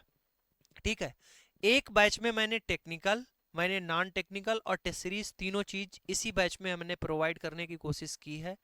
उसके साथ साथ मैं आपको बता दूं, इसी बैच में आपको 5000 से भी अधिक टेस्ट पेपर क्वेश्चन की पीडीएफ बुक भी आपको देता हूं। ठीक है, क्वेश्चन बुक भी यहां पर मैं आपको प्रोवाइड करता हूं जिनको आप डाउनलोड करके प्रिंट कर पाते हो। अभी तक आपको किसी भी बैच में कहीं पर भी आपको पीडीएफ नहीं मिलती होगी जिसको आप डाउनलोड कर पाओ, प्रिंट कर पाओ। ठीक है, इकलौता मैं ही ऐसा हूं जिसमें आपको डाउनलोड, पीडीएफ डाउनलोड करने के लिए, प्रिंट करने के लिए ऑप्शन देता हूं। ठीक, जिसमें आप इस बैच में पीडीएफ को डाउनलोड करके प्रिंट कर पाते हो। मैं आपको यहाँ पर 5000 से भी अधिक क्वेश्चन बैंक की पीडीएफ देता हूँ। आपको यहाँ पर नॉन टेक्निकल भी आपको कराता हूँ। जिसने भी रेलवे का पेपर दिया होगा, यूट्यूब पर हमने आपकी जो आपने देखा होगा रेलवे की नॉन टेक्निकल की 1 शॉट की क्लास विशाल भाई पटेल सर ने ली होगी, बहुत शानदार, जिसमें आपको एज इट इज टाइप के क्वेश्चन देखने को मिले होंगे। हर में आप कमेंट सेक्शन में जाकर पढ़िएगा, ठीक है, आपको जरूर मिल जाएंगे। तो ये सारी की सारी चीजें आपको इस बैच में दे रहा हूँ, ठीक। उस बैच की फीस भी आप देखोगे 1799 है। कहीं पर भी आप बैच में आ जा रहे होगे तो किस इतनी फीस में आपको टेक्निकल सेक्शन भी नहीं मिल रहा है, ठीक। यहाँ पर technical, non technical, test series और बुक, पीडीएफ सब कुछ दे रहा हूँ इतने में। वैलिडिटी भी आपको 15 महीने की, 1 साल 3 महीने की दे देता हूँ, ठीक है। तो कोशिश कर रहा हूँ कि कुछ चीजें और भी अच्छी हों और आपके लिए फायदा हो, ठीक है। Which of the following is a common type of cytological specimen. Cytology में जो है स्पेसिमेन कॉमन कौन सा आता है, वो आता है आपका पैप स्मेयर। ए ऑप्शन आपका राइट हो जाएगा, कौन सा होता है, पैप स्मेयर होता है।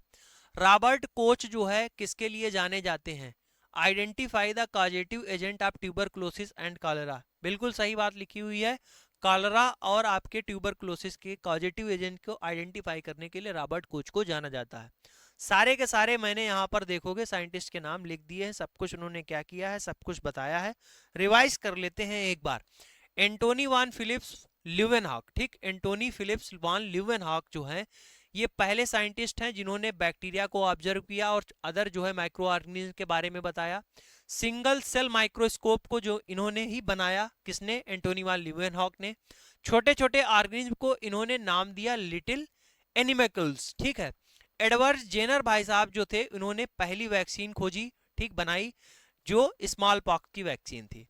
टर्म वैक्सीन मेरे भाई किसने दिया, लुइस पास्चर ने दिया। लुइस पास्चर जो हैं इनको फादर ऑफ माइक्रोबायोलॉजी भी कहते हैं। कई सारी किताबें फादर ऑफ माइक्रोबायोलॉजी मानती हैं किसको, लुइस पास्चर को।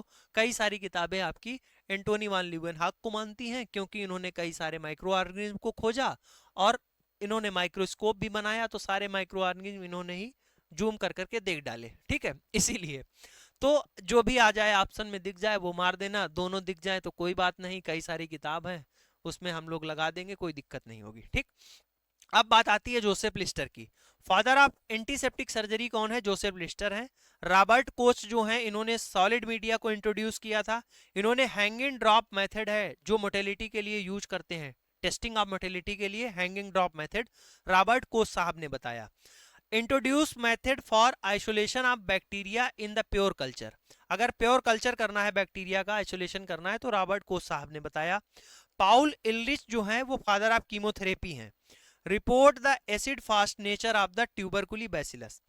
ट्यूबरकुलिस बैसिलस का जो एसिड फास्ट नेचर है वो किसने बताया, पाउल इलरिच ने बताया, ठीक है। आगे बढ़े हम, आगे बढ़ते हैं, बढ़ गए हैं। क्रिश्चियन ग्राम, ग्राम ने मेरे भाई क्या है, क्या ग्राम स्टेनिंग बताया। अर्नेस्ट रस्का जो है वो आपके इलेक्ट्रॉन माइक्रोस्कोप के फाउंडर हैं। अलेक्जेंडर फ्लेमिंग है जो इन्होंने डिस्कवरी की most commonly use antibiotic penicillin, ठीक है। आपके आते हैं Barbara MC Clinton. Barbara MC Clinton जो है वो जेनेटिक एलिमेंट जो बैक्टीरिया में कौन होता है, मोबाइल जीन होता है, ठीक, जो मोबाइल जेनेटिक एलिमेंट होता है बैक्टीरिया में, जिसको इन्होंने क्या कहा, ट्रांसपोजान बताया। Walter Gilbert and the Frederick Sanger 1977 में इन्होंने डेवलप किया था मेथड ऑफ डीएनए सीक्वेंसिंग। जो डीएनए की सीक्वेंसिंग मेथड है किसने, गिलबर्ट और फेडरिक सेगर ने बताया था। कैरी बी मुलिस ने पीसीआर की खोज की है। पीसीआर की खोज किसने की है, कैरी बी मुलिस ने की है, ठीक है, मोस्ट इंपॉर्टेंट है। आगे चले, बात आती है एड्रिनल मेडुला की। Adrenal medulla secrete which hormone. Adrenal medulla किस हार्मोन को सिक्रीट करता है, सी ऑप्शन आपका राइट होगा, एपिनेफ्रिन को। कौन सा, एपिनेफ्रिन को एड्रिनल मेडुला हमारा सिक्रीट करता है। अब देखो इंसुलिन कहां से निकलता है, पैनक्रियास से निकलता है। एल्डोस्टेरॉन और कार्टिसोल आपका एड्रिनल कॉर्टेक्स से निकलता है। एपिनेफ्रिन आपका किससे निकलता है, एड्रिनल मेडुला से निकलता है। आगे बढ़ते हैं, लिखा है which enzyme is commonly used in ELISA test. ELISA test में कौन सा एंजाइम कॉमनली यूज करते हैं, मैंने आपको बताया था हॉर्स रेडिस पेरोक्सिडेज, एचआरपी जो है प्रयोग किया जाता है। पिछली वाली क्लास में इसको मैंने डिटेल में आपको बताया था, ठीक है। वहां पर स्पेलिंग भी गलत हो गई थी, ये भी मैंने बताया था, ठीक है। आगे, the cholesterol level in the blood are most commonly measured in which unit. देखो यूनिट पूछ दी, क्वेश्चन आपका यूनिट से देखो बना, लिखा है मिलीग्राम पर डेसीलीटर। अब देखो कितना और अच्छा आया गया। अब उसने क्या किया, mg पर dl बताया था मैंने, mg पर dl बताया था। अब एक स्टेप और एग्जामिनर आगे चला गया, mg पर dl बताया था, एक स्टेप आगे चला गया, उसने क्या कह दिया, इसने फुल फॉर्म लिख दिया मिलीग्राम पर डेसीलीटर। तो mg क्या होता है मिलीग्राम, dl क्या होता है डेसीलीटर होता है, ये भी ध्यान रखना, ठीक है। ऐसे यूनिट में भी पूछ सकता है। लिखा है eosinophil are the type of, eosinophil are the type of, ये क्या है, ये WBC का टाइप है, ठीक। WBC जो है ये आपकी व्हाइट ब्लड सेल होती हैं, ठीक है, व्हाइट ब्लड सेल होती हैं, जिनको आप क्या कहते हैं, जिनको आप बोलते हैं ल्यूकोसाइट, क्या बोलते हैं, ल्यूकोसाइट, ठीक है, क्या बोलते हैं, ल्यूकोसाइट बोलते हैं। ये आपकी 5 प्रकार की होती हैं, न्यूट्रोफिल, स्नोफिल, बेसोफिल, मोनोसाइट और लिम्फोसाइट। आपकी जो है, जो आपकी मोनोसाइट और लिम्फोसाइट होती हैं वो कैसी होती है, ए ग्रेनुलोसाइट होती है, 10 बार बचा चुका हूं, ठीक, 10 बार बता चुका हूं। 4 से 11,000 सेल्स पर आपकी mm³ होती हैं। अब ये टाइप किसका है, ये WBC का टाइप है, ए ऑप्शन क्या हो जाएगा, राइट हो जाएगा। आगे बढ़ा जाए, क्वेश्चन है which of the following media is used to grow most non fastidious organism, ठीक है, which of the following media is used to grow most non fastidious. अगर नॉन फास्टिडियस पूछ दिया जाए तो हम उसके लिए क्या करते हैं, न्यूट्रिएंट अगार का प्रयोग करते हैं, ठीक है। देखो ब्लड अगार के लिए मेरे भाई क्या है, gram positive and gram negative both type of bacteria blood agar में ग्रो कर सकते हैं। आल्सो फॉर इसके लिए हिमोलिटिक प्रॉपर्टी के लिए इसका यूज कर सकते हैं, ठीक है। चॉकलेट अगार कैसी होती है, हीटेड ब्लड अगार, जब ब्लड अगार को हीट कर दिया जाता है तो क्या बन जाती है, चॉकलेट अगार बन जाती है। चॉकलेट आप जानते हैं ब्राउन कलर का है, ब्लड आपका रेड कलर का होता है, रेडिश, उसको आप गर्म करोगे तो चॉकलेटी ब्राउन हो जाएगा।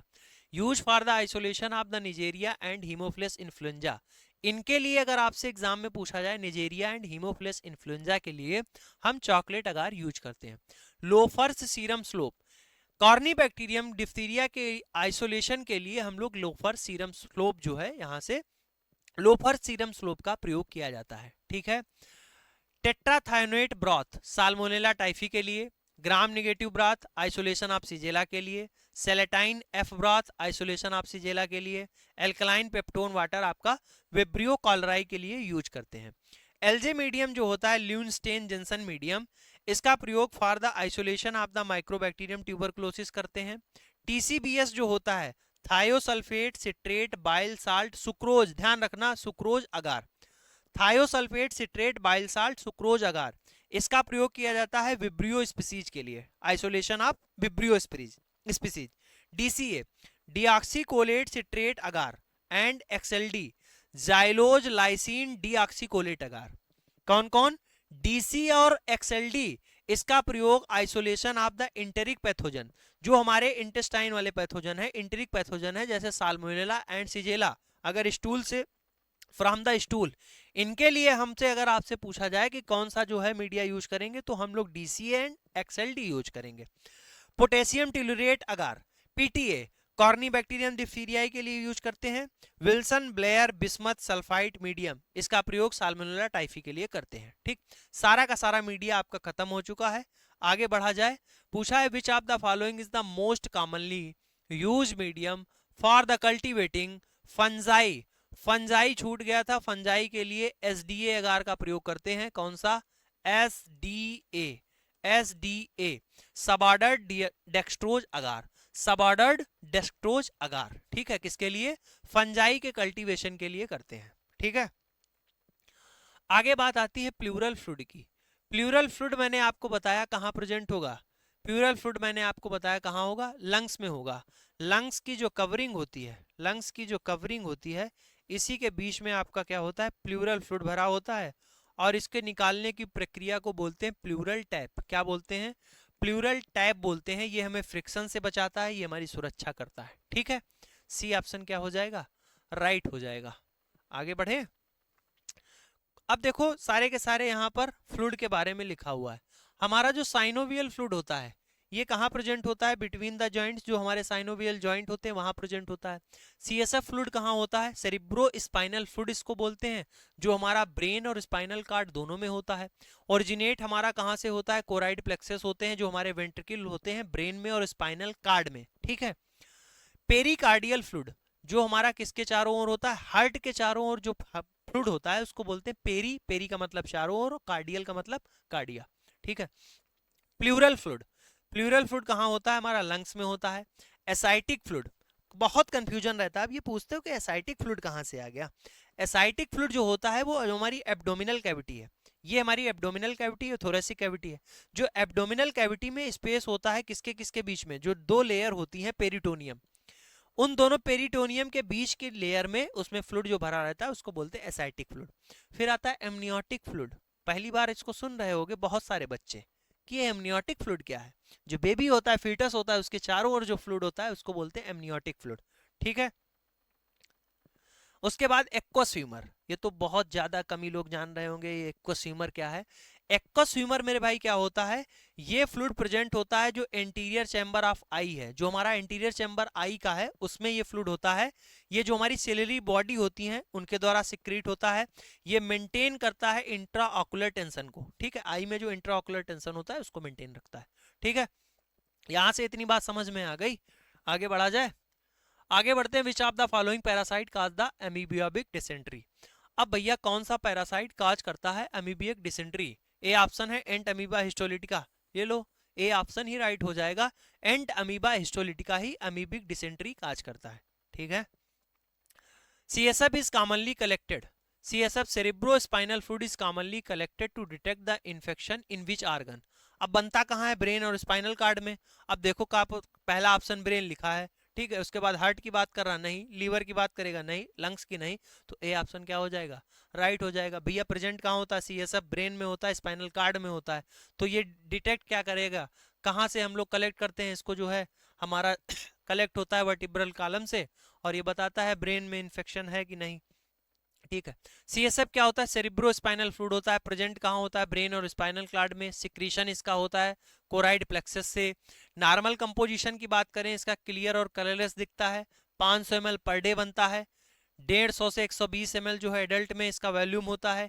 स्पेसिफिक ग्रेविटी याद रखना, एग्जाम का पूछा हुआ क्वेश्चन है। स्पेसिफिक ग्रेविटी आप याद रखना कि 1.006 से लेकर 1.008, ये किसका होता है? ये आपका मेरे भाई CSF का स्पेसिफिक ग्रेविटी होता है। शुगर आपका 50 से 80 mg पर DL होता है। बैक्टीरिया यहाँ पर नील होते हैं। ट्यूबरकुलस मेनिंजाइटिस में आपको ओपेसल एंड स्लाइटली लो दिखता है। बैक्टीरियल मेनिंजाइटिस है तो टर्बिड दिखेगा। सब एराक्नोइड हेमोरेज है तो आपको ब्लड कलर का दिखेगा। हेमोरेज जहां पर भी आ जाएगा तो इसका मतलब क्या है? ब्लड, ठीक है, ब्लड क्लॉट, तो इसमें ब्लड कलर आपको स्लाइटली दिखेगा। एक्वस ह्यूमर की पीछे मैंने आपको बात बता दी है, ठीक है। अब क्वेश्चन आया है which of the following immuno essay type, कौन सा immuno essay type is most suitable for the detecting small molecules, ठीक है, like the hormone and the drug. इसको पीछे भी मैं आपको करा चुका हूं कि अगर स्मॉल मॉलिक्यूल्स हैं जैसे हार्मोन है, ड्रग है, इसके लिए कौन सा जो है हम लोग इम्यूनो एसे का प्रयोग करते हैं? तो इसके लिए हम लोग प्रयोग करते हैं मेरे भाई, कहाँ गया? Competitive Elijah. कौन सा प्रयोग करते हैं? ए ऑप्शन राइट होगा, इसके लिए हम लोग कॉम्पिटिटिव इलाइजा का प्रयोग करते हैं। आगे बढ़ते हैं, देखिएगा लिखा है डायरेक्ट इलाइजा, इसमें डिटेक्शन किसका करते हैं? एंटीजन का। इनडायरेक्ट इलाइजा में डिटेक्शन करते हैं एंटीजन या फिर एंटीबॉडी का। सैंडविच इलाइजा में एंटीजन का, और कॉम्पिटिटिव इलाइजा में एंटीजन या फिर एंटीबॉडी का। यहाँ पर एंजाइम लेबल्ड किससे है? जो हमारा डायरेक्ट इलाइजा होता है इसमें प्राइमरी एंटीबॉडी आपके एंजाइम के साथ में लेबल होती है, आपका इनडायरेक्ट में सेकेंडरी होती है। सैंडविच में आपकी primary antibody direct sandwich Elijah, और सेकेंडरी वाले में इनडायरेक्ट में, ठीक है। कॉम्पिटिटिव जो होता है उसमें जो है डिटेक्शन किसका होता है? एंटीजन या फिर एंटीबॉडी का। यहाँ पर एंजाइम लेबल्ड होता है सेकेंडरी एंटीबॉडी, ठीक है। तो ये पूरा का पूरा चार्ट है, आप देखो, आप समझ रहे हो यहाँ पर जो चीजें हैं आप ऑलरेडी अगर पढ़े हुए होंगे सारी चीजों के बारे में डिटेल में, मैं आपको एक बार रिवाइज कराते हुए चला जा रहा हूँ। जिसका भी 3 तारीख को आपका KGMU का पेपर है, एक दिन है आपके पास में पूरा, ठीक है, आप इसको रिवाइज करते हुए चले जाइएगा, ठीक है। आगे सुनिएगा, which blood component help in the transport of carbon dioxide back to the lungs, ठीक है। अब देखो यार, इसमें मैं आपको पूरा का पूरा रेस्पिरेशन कराया हूं, मैंने आपको बताया है क्या होता है। देखो वो पूरा का पूरा प्रोसेस आप जानते हैं कि क्या होता है। पूरा का पूरा प्रोसेस जानते हैं कि जैसे हम क्या लेते हैं, एयर लेते हैं यहाँ से जिसमें ऑक्सीजन की मात्रा ज़्यादा होती है, हमारे कहाँ पर जाती है, इन्वायरमेंट से लंग्स में जाती है। एयर जो है वो कहाँ गई, लंग्स में गई। लंग्स के बाद में, लंग्स के बाद में ये कहाँ जाती है, हार्ट के पास में जाती है। ठीक, हार्ट के पास में गया, हार्ट के पास में गया तो हार्ट के बाद में ये क्या होता है, यहाँ से होल बॉडी में, होल बॉडी में ये क्या हुआ, ये प्योर ब्लड भेज दिया गया। ठीक है, यानी ऑक्सीजन क्या हो गई, एयर जो है हमारी लंग्स में पहुंची, ठीक, जिसमें ऑक्सीजन रिच है, उसके बाद में ये कहाँ भेज दी गई, हमारे हार्ट में भेज दी गई। हार्ट के बाद में ये होल बॉडी में हमारा ब्लड सर्कुलेट हुआ जिसमें ऑक्सीजन है। ठीक, अब उसके बाद में क्या होता है, होल बॉडी से, होल बॉडी से, होल बॉडी से यहाँ से गंदा ब्लड लाते हैं, यानी जिसमें क्या हो, CO2 रिच हो। ठीक, जिसमें CO2 रिच हो यानी CO2 की मात्रा ज़्यादा होती है। ये कहाँ आता है, हार्ट में आता है। हार्ट से ये लंग्स के पास में जाता है, और लंग्स के पास में जाता है तो ये जब हम लोग एयर जिसको बोलते हैं एक्सपिरेशन, इन एक्सहेल जिसको बोलते हैं, यानी जब हम लोग आउट कर रहे होते हैं उसमें क्या होती है, CO2 की मात्रा ज़्यादा होती है, यानी CO2 बाहर निकल रही होती है। जब इनहेल कर रहे हैं तो ऑक्सीजन अंदर जा रही है, बोलेंगे ऑक्सीजन अंदर जा रही, लेकिन क्या होता है, एयर अंदर जा रही होती है जिसमें ऑक्सीजन की मात्रा ज़्यादा होती है। ठीक है, तो ये चीज़ होती है। तो हमसे पूछ रहे हैं कि blood component help in the transport of the carbon dioxide back to the lungs. अब ये काम कौन कर रहा होता, सारा का सारा इसके बीच में काम कर रहा होता हमारा ब्लड। और जो ये ब्लड होता है, ब्लड में ये कौन कर रही होती है, ब्लड में कौन होता है, आरबीसी। ब्लड में कौन होती है, आरबीसी, और आरबीसी के अंदर कौन होता है, हीमोग्लोबिन। यही हीमोग्लोबिन ट्रांसपोर्ट करने में क्या करता है, हेल्प करता है। तो एचबी जो होता है, हीमोग्लोबिन इन द आरबीसी, जो हमारा ऑक्सीजन ट्रांसपोर्ट कराने में मदद करता है। ठीक है, अभी यहाँ पर कार्बन डाइऑक्साइड पूछा था, help back into the lungs. ठीक, यही पूछा था आपसे। अब देखो मैं आपको एक चीज बताऊं, जो अब हमने जो है जिन लोगों ने बैच में पढ़ा होगा उसमें और डिटेल में ये चीज मैंने आपको समझाई है। ठीक है, क्या बताया था, देखो मैंने एक चीज आपको बताई थी, ये बताया था जो ऑक्सीजन है, ठीक है, क्या है, जो ऑक्सीजन ट्रांसपोर्ट है, ऑक्सीजन ट्रांसपोर्ट है, मैंने बताया था कि इसमें क्या होता है, जो 70% है, 70% आपका Hb प्लस O2 फॉर्म में जाता है। ठीक, यानी हीमोग्लोबिन ऑक्सीजन के साथ में बाइंड करता है, और आपका 30% जो बचता है, 30% आपका प्लाज्मा के फॉर्म में क्या होती है, ऑक्सीजन आपकी ट्रांसपोर्ट होती है। ये बताया था आपको। अब ऑक्सीजन का हीमोग्लोबिन के साथ में बाइंड करना क्या कहलाता है, ऑक्सी हीमोग्लोबिन होता है। ठीक, ऑक्सी हीमोग्लोबिन बताता है। ठीक, ठीक है, उसके बाद में अगर बात करें, किसकी बात करें, अब हम CO2 ट्रांसपोर्ट की बात करें। CO2 ट्रांसपोर्ट में जैसा आपको दिखता है वैसा नहीं होता है। CO2 ट्रांसपोर्ट में अगर हम बात करते हैं तो यहाँ पर क्या होता है, आपका जो है ऑक्सीजन क्या नाम है, हीमोग्लोबिन जो है वो आपका मेरे भाई 23%, कितना, 23% जो है आपका हीमोग्लोबिन के साथ में बाइंड करती है CO2। ठीक है, और आपकी 70% जो है CO2 ट्रांसपोर्ट होती है, CO2 ट्रांसपोर्ट होती है एज ए बाइकार्बोनेट। ठीक है,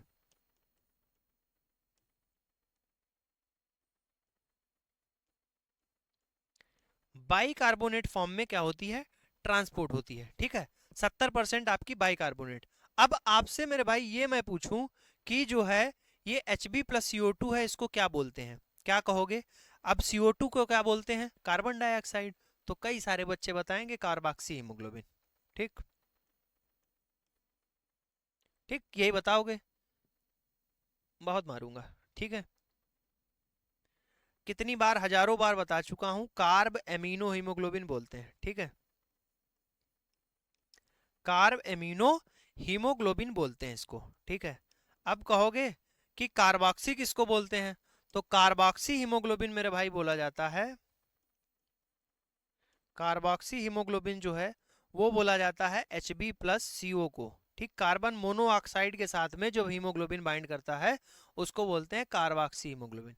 बोलो भाई समझ में आया कि नहीं, बात समझ में आई होगी, नहीं आई क्या।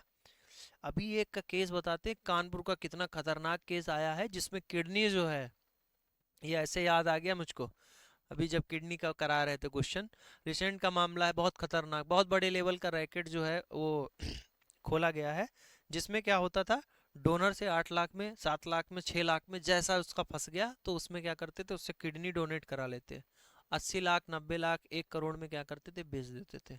और ये बड़े लेवल का रैकेट चल रहा था, बहुत खतरनाक लेवल का। क्या जमाना आ गया है।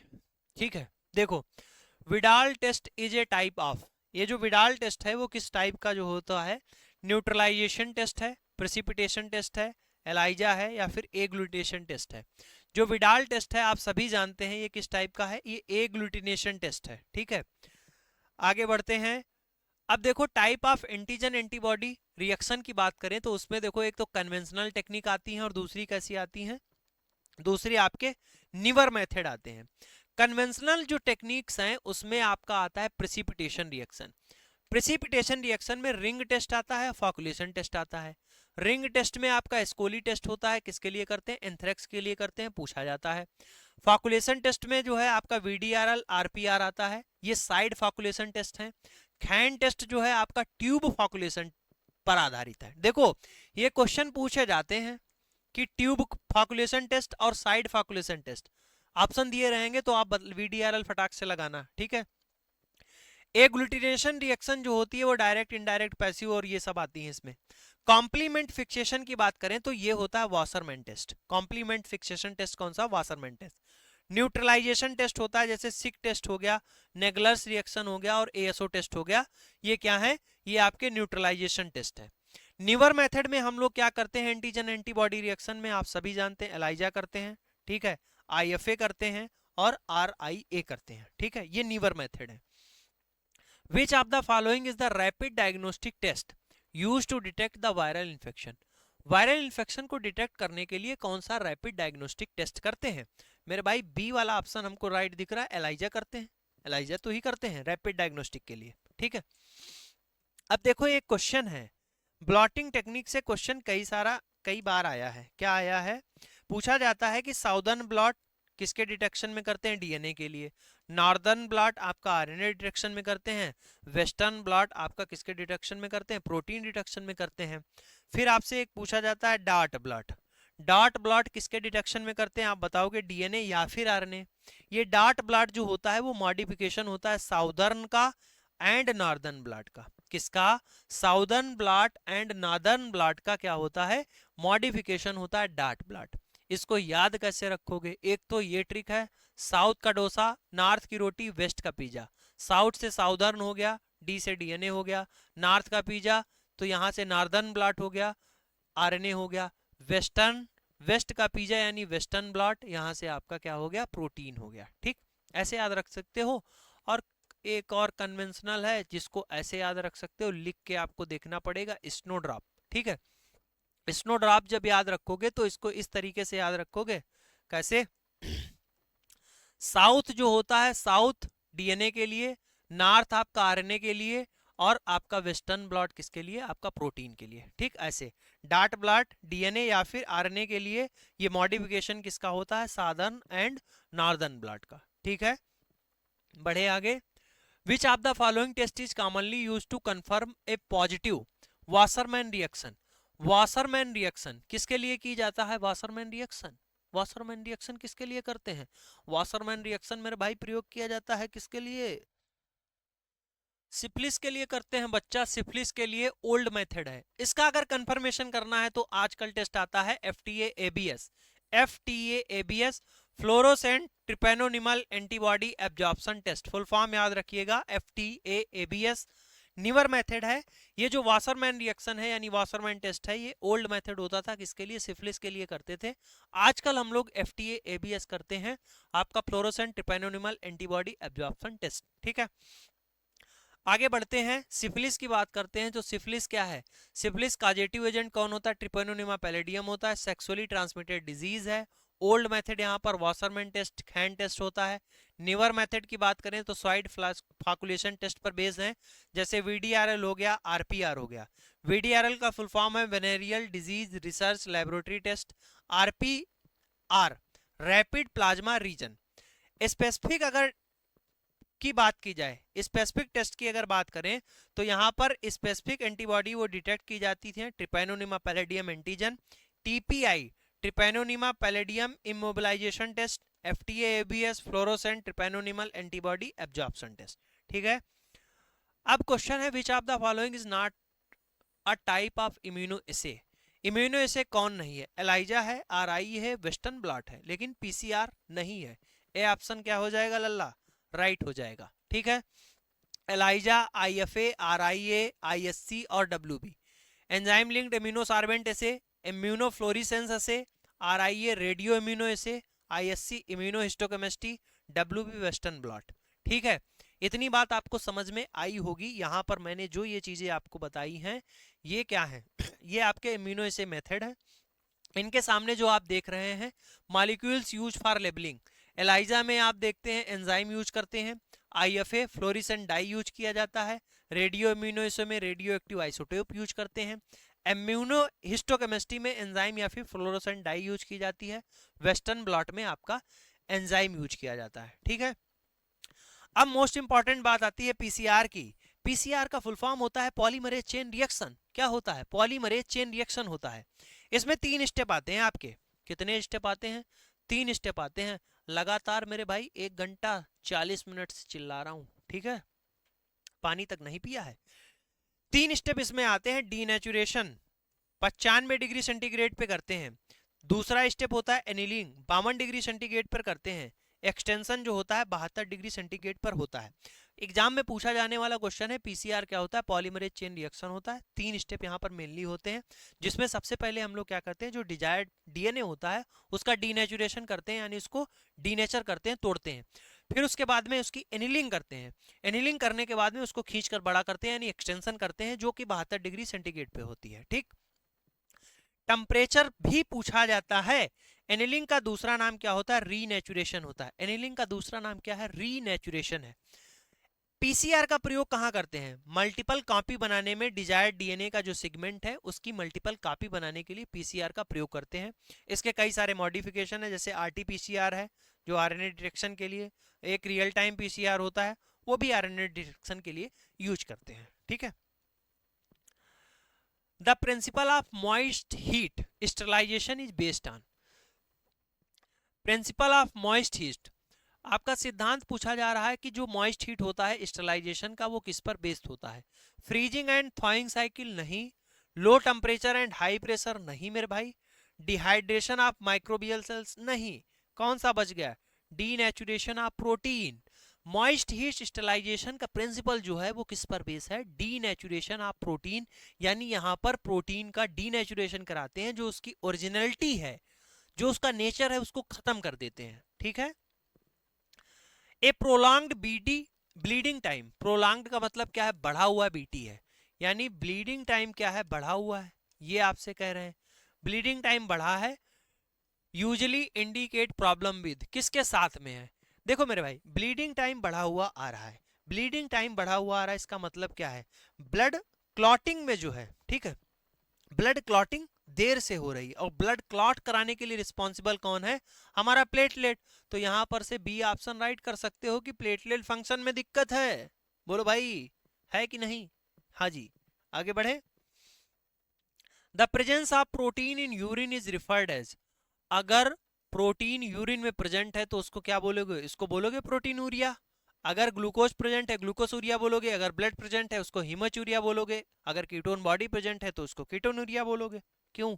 ठीक है, अब प्रोटीनूरिया के लिए कौन सा टेस्ट करेंगे? Heat and acetic acid test करते हैं। ग्लूकोसूरिया के लिए बेनेडिक्ट टेस्ट करते हैं। हिमाचूरिया के लिए बेंजेडीन और आर्थोटालिडीन टेस्ट करते हैं। कीटोनूरिया के लिए रोथ्रास टेस्ट और गेहार्ड टेस्ट करते हैं। पूछा हुआ क्वेश्चन है। इलरिस टेस्ट आपका किया जाता है यूरोबिलिनोजन के लिए, हेज टेस्ट आपका बाइलसार्ट के लिए करते हैं, और फाउचस टेस्ट आपका बिलरूबिन के लिए करते हैं। अगर जो है 500 ml से ज्यादा रात्र में आपको यूरिन पास आउट हो रही है, इसको बोलते हैं नॉक्चूरिया, ये अर्ली साइन है रीनल फेल्योर का।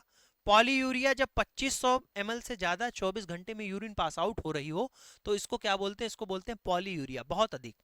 ओलिगोयूरिया यानी 500 ml से कम 24 घंटे में यूरिन पास हो रही हो, आधा लीटर, उसको ओलिगोयूरिया।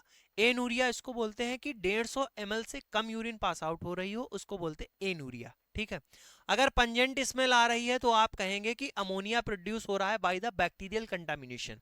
बैक्टीरियल कंटामिनेशन के द्वारा अमोनिया प्रोड्यूस हो रहा है, इसको बोलते हैं पंजेंट स्मेल। अगर यूटीआई है उस केस में सड़ी हुई आएगी, ठीक है, बदबू। और अगर कीटोएसिडोसिस है तो फ्रूटी आएगी, अगर फेनिल कीटोनूरिया की कंडीशन है तो माउसी आएगी। ठीक, आगे बढ़ते हैं। In the sputum processing, sputum की प्रोसेसिंग हो रही है, ठीक है। Acid fast bacilli test is use to diagnose which condition. Acid fast bacilli test जो है, यहां पर स्पुटम प्रोसेसिंग हो रही है, एसिड फास्ट बैसिलाई जो एएफबी टेस्ट है यूज किया जा रहा है टू डायग्नोस विच कंडीशन। अरे भैया ट्यूबरक्लोसिस के लिए करेंगे, टीबी के लिए ए ऑप्शन क्या हो जाएगा, राइट हो जाएगा। निमोनिया के लिए नहीं करेंगे, अस्थमा के लिए नहीं करेंगे, क्रोनिक ब्रोंकाइटिस के लिए नहीं करेंगे। ठीक, आगे बढ़ते हैं। इन द साइटोस्पिन टेक्निक, ये जो साइटोस्पिन टेक्निक है, how cells are deposit unto the slide. Slide पर जो है सेल्स का डिपोजिशन कैसे करते हैं साइटोस्पिन मेथड में। ठीक, साइटोस्पिन मेथड में मैंने आपको बताया था बाय द सेंट्रीफ्यूगेशन। ठीक, by the centrifugation. Cytology, cytology by Manish bhai Patel YouTube channel, इसी यूट्यूब चैनल पर आपको मिलेगी। यूट्यूब पर जाना, सर्च करना साइटोलॉजी बाय मनीष भाई पटेल, आपको क्लास मिलेगी जिसमें कंप्लीट साइटोलॉजी 1 शॉट हिंदी और इंग्लिश में, शायद हिंदी नहीं, सॉरी हिंदी में नहीं है, थ्योरी हिंदी में वहां पर नहीं लिखी है, लेकिन एक्सप्लेनेशन पूरा हिंदी में है, बेहतरीन बिंदास। ठीक है, हिस्टोपैथोलॉजी और साइटोलॉजी कंप्लीट मैराथन करा दी है, कंप्लीट। ठीक है, 60-70 हजार कुछ बच्चों ने, दोनों 70 हजार समथिंग आपका हिस्टो में और 60 हजार आपका जो है साइटो की क्लास को बच्चों ने बेहतरीन और शानदार प्यार दिया है। आप उसको देखोगे, ठीक है, शायद 7-8 महीने पहले कराई है क्लास। ठीक है, बहुत ही बेहतरीन, बहुत ही शानदार, उसमें डिटेल एक्सप्लेनेशन कराया है सारी चीज़ों का। उसमें मैंने आपको ये साइटोसेंट्रीफ्यूज भी बताया है। ठीक है, वहां पर इस चीज़ को मैंने बताया, आपको पूरा एक्सप्लेनेशन किया है। Which of the following component of the bile is responsible for the emulsification of fat. यानी जो फैट का इमल्सिफिकेशन होता है, पाइसीकरण हिंदी में बोलते हैं, जो फैट का बड़ा मॉलिक्यूल है इसको तोड़कर छोटे छोटे टुकड़ों में तोड़ते हैं, तो बाइल का कौन सा कंपोनेंट इसके लिए रिस्पॉन्सिबल है। तो इसके लिए बाइल का बाइल कंपोनेंट यानी बाइल साल्ट रिस्पॉन्सिबल है। कौन है, बाइल साल्ट रिस्पॉन्सिबल होता है भाई। In the disc diffusion method, जो मेरे भाई डिस्क डिफ्यूजन मेथड होता है for the anti fungal susceptibility, the result are the measured by, result measure किया जाता है the turbidity in the broth, the number of colony, अरे भैया the zone of inhibition around the disc. ठीक है, the zone of inhibition around the disc बताता है। C option यहां से राइट है।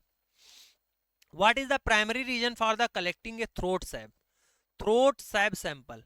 थ्रोट सैप सैंपल कोविड 19 के दौरान आपने देखा था, थ्रोट सैप सैंपल जो है लिया जा रहा था बराबर, वो किसके लिए, लंग्स डिजीज के लिए तो नहीं ले रहे थे, ठीक है, डाइजेस्टिव इशू के लिए नहीं ले रहे थे, आपका किडनी फंक्शन के लिए नहीं ले रहे थे, रिस्पायरेटरी इंफेक्शन के लिए ले रहे थे। ठीक, क्वेश्चन है which of the following stain most commonly use routine tissue examination in histopathology. मैंने आपको बताया कि हिस्टोपैथोलॉजी में haematoxylin and eosin stain generally perform की जाती है। ठीक है, absolute eosinophil count, absolute eosinophil count जो है इज कैलकुलेटेड बाय, देखो यहां पर क्या था, ये क्वेश्चन आपका शायद आरआरबी का पूछा हुआ क्वेश्चन है।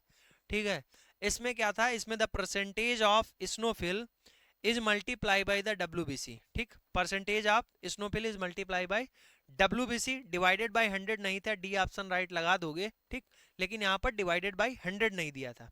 इसमें क्या होता है, एक डायरेक्ट मेथड होता है जिसमें हम स्नोफिल जो है fix volume using the Dunger's fluid, यहाँ पर हम लोग डंगर्स फ्लूइड का जो है प्रयोग करते हैं हीमोसाइटोमीटर में, और वहां से हम लोग डायरेक्ट काउंट कर लेते हैं। या फिर इनडायरेक्ट मेथड की बात करें तो जो है हम लोग ड्राइव्ड करते हैं, एक फार्मूला क्या लगाते हैं, हमको टोटल WBC काउंट पता है और स्नोफिल का परसेंटेज पता है। ठीक, वहां से क्या करेंगे, इन दोनों की मल्टीप्लाई करा देंगे और डिवाइड कर देंगे 100 से, हमको जो है मिल जाएगा क्या, एब्सोल्यूट स्नोफिल काउंट मिल जाएगा। ठीक है, ये बात हो गई, आगे बढ़े जाए। क्वेश्चन है आपका which stain is commonly use for identify the malarial parasite in the blood smear. अगर हमें मलेरियल पैरासाइट का आइडेंटिफाई करना है तो उसके लिए कौन सा स्टेन करते हैं, तो उसके लिए हम लोग करते हैं मेरे भाई जिम्सा स्टेन। ये ऑप्शन क्या होगा, राइट होगा। Which organism cause the disease, कौन सा ऑर्गेनिज्म डिजीज काज करता है, डिटेक्ट बाय द वीडीआरएल। ठीक है, तो आपको बता दें ट्रिपैनोनुमा पैलेडियम, ठीक है, सिफिलिस क्या काज करता है, ट्रिपैनोनिमा पैलेडियम क्या काज करता है, सिफिलिस काज करता है, डिटेक्शन होता है वीडीआरएल के द्वारा। निजेरिया गोनेराई काज क्या करता है, गोनेरिया काज करता है, ये नॉन कैप्सुलेटेड होता है, सेक्सुअली ट्रांसमिटेड इन्फेक्शन है। ठीक है, which of the following molecule is the primary responsible for initiating the process of the protein digestion in the stomach. Stomach में प्रोटीन डाइजेशन के लिए कौन सा प्राइमरीली, कौन चीज जो है प्राइमरीली रिस्पॉन्सिबल होती है, तो ये आप जानते हैं पेप्सिन होता है। ठीक है, पेप्सिन जो है प्रोटीन को क्या कराता है, तोड़ता है, प्राइमरी डाइजेस्ट कराता है। Which container should be use to collect stool sample for the parasitic जो है एग्जामिनेशन। अगर आपसे पूछ रहे हैं कि स्टूल सैंपल लेना है पैरासिटिक एग्जामिनेशन के लिए, कौन सा कंटेनर हमें यूज करना चाहिए, तो हम इसके लिए clean dry vowed mouthed container, जिसका क्या हो, मुंह फैला हुआ हो, चौड़ा कंटेनर हो, वो प्रयोग करेंगे। डी ऑप्शन क्या होगा, राइट होगा। विच of the following is the correct, first step tissue processing. Tissue processing का पहला स्टेप क्या है, मैंने आपको बताया पहला स्टेप आपको क्या करना है, फिक्सेशन करना है। ठीक है, टिश्यू को क्या करना है, फिक्स करना है। ठीक है, क्यों गलत कहा, सही बोला। Which microscope is use to observe immunofluorescence. आपका माइक्रोस्कोप से क्वेश्चन आया है कि इम्यूनोफ्लोरिसेंस के लिए कौन सा जो है माइक्रोस्कोप हम लोग यूज करने वाले हैं, तो इसके लिए हम लोग फ्लोरिसेंस माइक्रोस्कोप यूज करेंगे। सी ऑप्शन क्या होगा, राइट होगा। ठीक है, देखो माइक्रोस्कोप पढ़ लो लाला। ब्राइट फील्ड या लाइट माइक्रोस्कोप जो है, इसमें क्या होता है, formed a dark image, dark image बनती है अगेंस्ट द ब्राइटर बैकग्राउंड। उसका बैकग्राउंड कैसा होता है, ब्राइटर होता है। प्रिंसिपल क्या है, रे निकलती है, लाइट सोर्स पास होती है थ्रू द आइरिस डायफ्राम, और किस पर गिरती हैं, फॉल ऑन द स्पेसिमेन, किस पर आती हैं, स्पेसिमेन पर गिरती हैं। लाइट रे जो होती हैं वो पास करती हैं through the specimen, gathered by the objective and the magnified image is formed. फिर क्या होता है, उसको गैदर्ड किया जाता है ऑब्जेक्टिव के द्वारा, और मैग्नीफाइड इमेज जो है बन जाती है। ठीक, ये किसकी बात है, ये ब्राइट फील्ड या लाइट माइक्रोस्कोप की बात है। फिर बात आती है डार्क फील्ड माइक्रोस्कोप की। डार्क फील्ड जो माइक्रोस्कोप है हमारी, इसमें जो है ऑब्जेक्ट ब्राइट अपीयर कैसा होता है, ऑब्जेक्ट अपीयर होता है ब्राइट, और बैकग्राउंड कैसा होता है, डार्क। ठीक, कैसा बैकग्राउंड है, डार्क। इसका प्रयोग करते हैं लिविंग अनस्टेन सेल के लिए, ये पूछा जाएगा। लिविंग अनस्टेन सेल के लिए अगर बिना स्टेन हुई सेल्स है उसको आपको देखना है, तो हम डार्क फील्ड माइक्रोस्कोप का प्रयोग करेंगे। एंड थिन बैक्टीरिया जैसे स्पाइरोकीट है उसके लिए, which can't visualise by the light microscope. Spirochaete आपका जैसे थिन बैक्टीरिया है, वो लाइट माइक्रोस्कोप के द्वारा आप उसको डिटेक्ट नहीं कर पाएंगे। ठीक है, देख नहीं पाएंगे। फेज कंट्रास्ट माइक्रोस्कोप, इसमें क्या होता है, कंट्रास्ट क्या हो जाता है, इनहेंस हो जाता है। आप कहोगे कंट्रास्ट क्या होता है, जैसे आप फोटो खींचते हैं फोन में, आप टेक्नोलॉजी का जमाना है, सब लोग जानते हैं, कंट्रास्ट जैसे ही बढ़ाते हैं और जो है ब्राइट आपको फोटो हो जाती है। ठीक है, तो फेज कंट्रास्ट माइक्रोस्कोप, इसमें कंट्रास्ट इनहेंस हो जाता है। ये माइक्रोबियल मोटेलिटी के लिए करते हैं, देखते हैं, इसका प्रयोग करते हैं। Determining the shape of the living cells, अगर हमें लिविंग सेल का शेप देखना है तो फेज कंट्रास्ट माइक्रोस्कोप। अगर बैक्टीरियल कंपोनेंट जैसे इंडोस्पोर और इंक्लूजन बॉडी, ये अगर हमें देखनी है तो फेज कंट्रास्ट माइक्रोस्कोप का प्रयोग करेंगे। फ्लोरिसेंस जो माइक्रोस्कोप है, इसमें हम लोग फ्लोरिसेंस डाई जो है वो हम लोग एक्सपोज करते हैं, और यहाँ पर सोर्स ऑफ लाइट क्या है, मरकरी लैंप है। ठीक, इसका यूज करते हैं। इलेक्ट्रॉन माइक्रोस्कोप में हम लोग accelerated electron as a source of illumination होता है। ठीक, जो इल्यूमिनेशन का सोर्स है वहां पर एक्सीलरेटेड इलेक्ट्रॉन होते हैं इलेक्ट्रॉन माइक्रोस्कोप में। ठीक है, क्वेश्चन है विच cytokine play a key role in the eosinophil differentiation and proliferation. पूछा जा रहा है जो हमारे साइटोकाइंस होते हैं, इनमें से कौन सा साइटोकाइन एक रोल अदा करता है स्नोफिल डिफरेंशिएशन का और प्रोलिफरेशन का। इंटरल्यूकिन 4, इंटरल्यूकिन 5, इंटरल्यूकिन 2 या फिर TNF अल्फा। देखो सभी के बारे में बता दें, क्या बता दें आपको कि इंटरल्यूकिन फर्स्ट है, ये रिस्पॉन्सिबल है फीवर के लिए। इंटरल्यूकिन 2 जो है ये टी सेल एक्टिवेशन करता है। आपका इंटरल्यूकिन थर्ड जो है बोन मैरो का एक्टिवेशन करता है। आपका इंटरल्यूकिन 4 जो है वो आइसोटोप क्लास स्विचिंग के लिए है। IgG IgA प्रोडक्शन करता है। इंटरल्यूकिन 5 जो है वो एक्टिवेशन करता है स्नोफिल का along with the IgE production करता है, ठीक है। इंटरल्यूकिन 6 जो है वो एक्यूट फेज रिएक्शन के लिए रिस्पॉन्सिबल है। तो यहां पर मेरे भाई आप देखोगे इंटरल्यूकिन 5 जो है वो स्नोफिल डिफरेंशिएशन एंड प्रोलिफरेशन के लिए रिस्पॉन्सिबल है, ठीक है। Which of the following is good quality of disinfectant? कौन सा डिसइंफेक्टेंट अच्छा होगा? वही अच्छा होगा जो जर्म्स को तेजी से जल्दी क्या करे, मार दे, खत्म कर दे, ठीक है। अब अगर हमें डिसइंफेक्टेंट की टेस्टिंग करनी है तो एक तो आता है रेडियल वॉकर टेस्ट। क्या होता है? रेडियल वॉकर टेस्ट होता है। अब रेडियल वॉकर टेस्ट में क्या होता है, इसका फिनाल कोफिशिएंट 1 से ज्यादा होना चाहिए, ठीक, तब हम उसको क्या मानते हैं, अच्छा मानते हैं। इसका ड्रॉबैक ये है कि इसमें फिनाली कंपोनेंट भी ही जो है एक्सेस किए जा सकते हैं। इसमें जो है it doesn't access disinfectant ability in the presence of organic matter. अगर कोई ऑर्गेनिक मैटर प्रेजेंस है तो ये काम नहीं करता है, ठीक है। फिर आता है Chick Martin test. Chick Martin test जो है ये रेडियल वॉकर का मॉडिफिकेशन है, modified Rideal and Walker test. इसमें disinfectant act in the presence of organic matter. ये जो चिक मार्टिन टेस्ट है इसमें हम लोग क्या है, डिसइंफेक्टेंट वर्क कर जाता है, काम कर जाता है ऑर्गेनिक मैटर की प्रेजेंस में, ठीक है। फिर आता है आपका कैपेसिटी टेस्ट। कौन सा आता है? कैपेसिटी टेस्ट आता है जो हमें बताता है capacity of a disinfectant to retain its activity when the repeatedly use in microbiology. इसको जो है बार बार अगर आप यूज कर रहे हैं तो हमको ये कैपेसिटी बताता है डिसइंफेक्टेंट की, ठीक है। फिर आता है in use test. In use test जो होता है वो डिटरमाइन करता है कि जो चूजन डिसइंफेक्टेंट है, जो हमने डिसइंफेक्टेंट यूज किया है, वो इफेक्टिव है कि नहीं, ठीक है, वो यूज करने के लायक है कि नहीं, उसका इफेक्टिवनेस बचा है कि नहीं बचा है, ठीक। तो वो होता है इन यूज टेस्ट। अगर आपसे रेजिस्टेंस पूछा जाए माइक्रो ऑर्गेनिज्म का डिसइंफेक्टेंट के प्रति या फिर स्टरलाइजिंग एजेंट के प्रति, तो आप जानते हैं कि जो प्रियॉन्स होते हैं वो आपके हाईली रेजिस्टेंस होते हैं। फिर आपके बैक्टीरियल स्पोर आते हैं, फिर आपका माइक्रोबैक्टीरिया आता है, फिर आपके नॉन इन्वेलप्ड वायरस आते हैं, फिर आपका फंजाई आता है, फिर आपका non enveloped large non enveloped virus आता है, फिर आपका ग्राम पॉजिटिव बैक्टीरिया आता है, फिर इन्वेलप्ड वायरस आते हैं। अभी इससे जो है और बेसिक आपको बताएं तो जैसे प्रियॉन्स देगा, ठीक, आपका हाईली रेजिस्टेंस, फिर आपका देगा नॉन इन्वेलप्ड वायरस, ठीक है। फिर आप दे दिया आपसे उसके बाद में इन्वेलप्ड वायरस दे दिया, फिर उसके बाद में आपका जो है क्या दे दिया, ग्राम पॉजिटिव बैक्टीरिया दे दिया। इस तरीके से आपको डिक्रीजिंग और इंक्रीजिंग ऑर्डर पूछ सकता है। आपसे ये पूछे कि हाईली रेजिस्टेंस कौन है स्टेलाइजिंग एजेंट के प्रति, तो आप बताएंगे प्रियॉन्स है, ठीक है।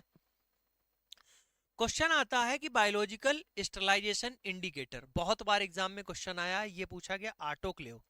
ऑटोक्लेव के लिए इंडिकेटर की अगर बायोलॉजिकल स्टेलाइजेशन इंडिकेटर की बात करें तो जियोबैसिलस स्टीरियोथर्मोफिलस, इसका प्रयोग ऑटोक्लेव में करते हैं। आपका जो है ये प्लाज्मा स्टेलाइजेशन में भी जियोबैसिलस स्टीरियोथर्मोफिलस का प्रयोग करते हैं बायोलॉजिकल स्टेलाइजेशन इंडिकेटर अगर आपसे पूछा जाए।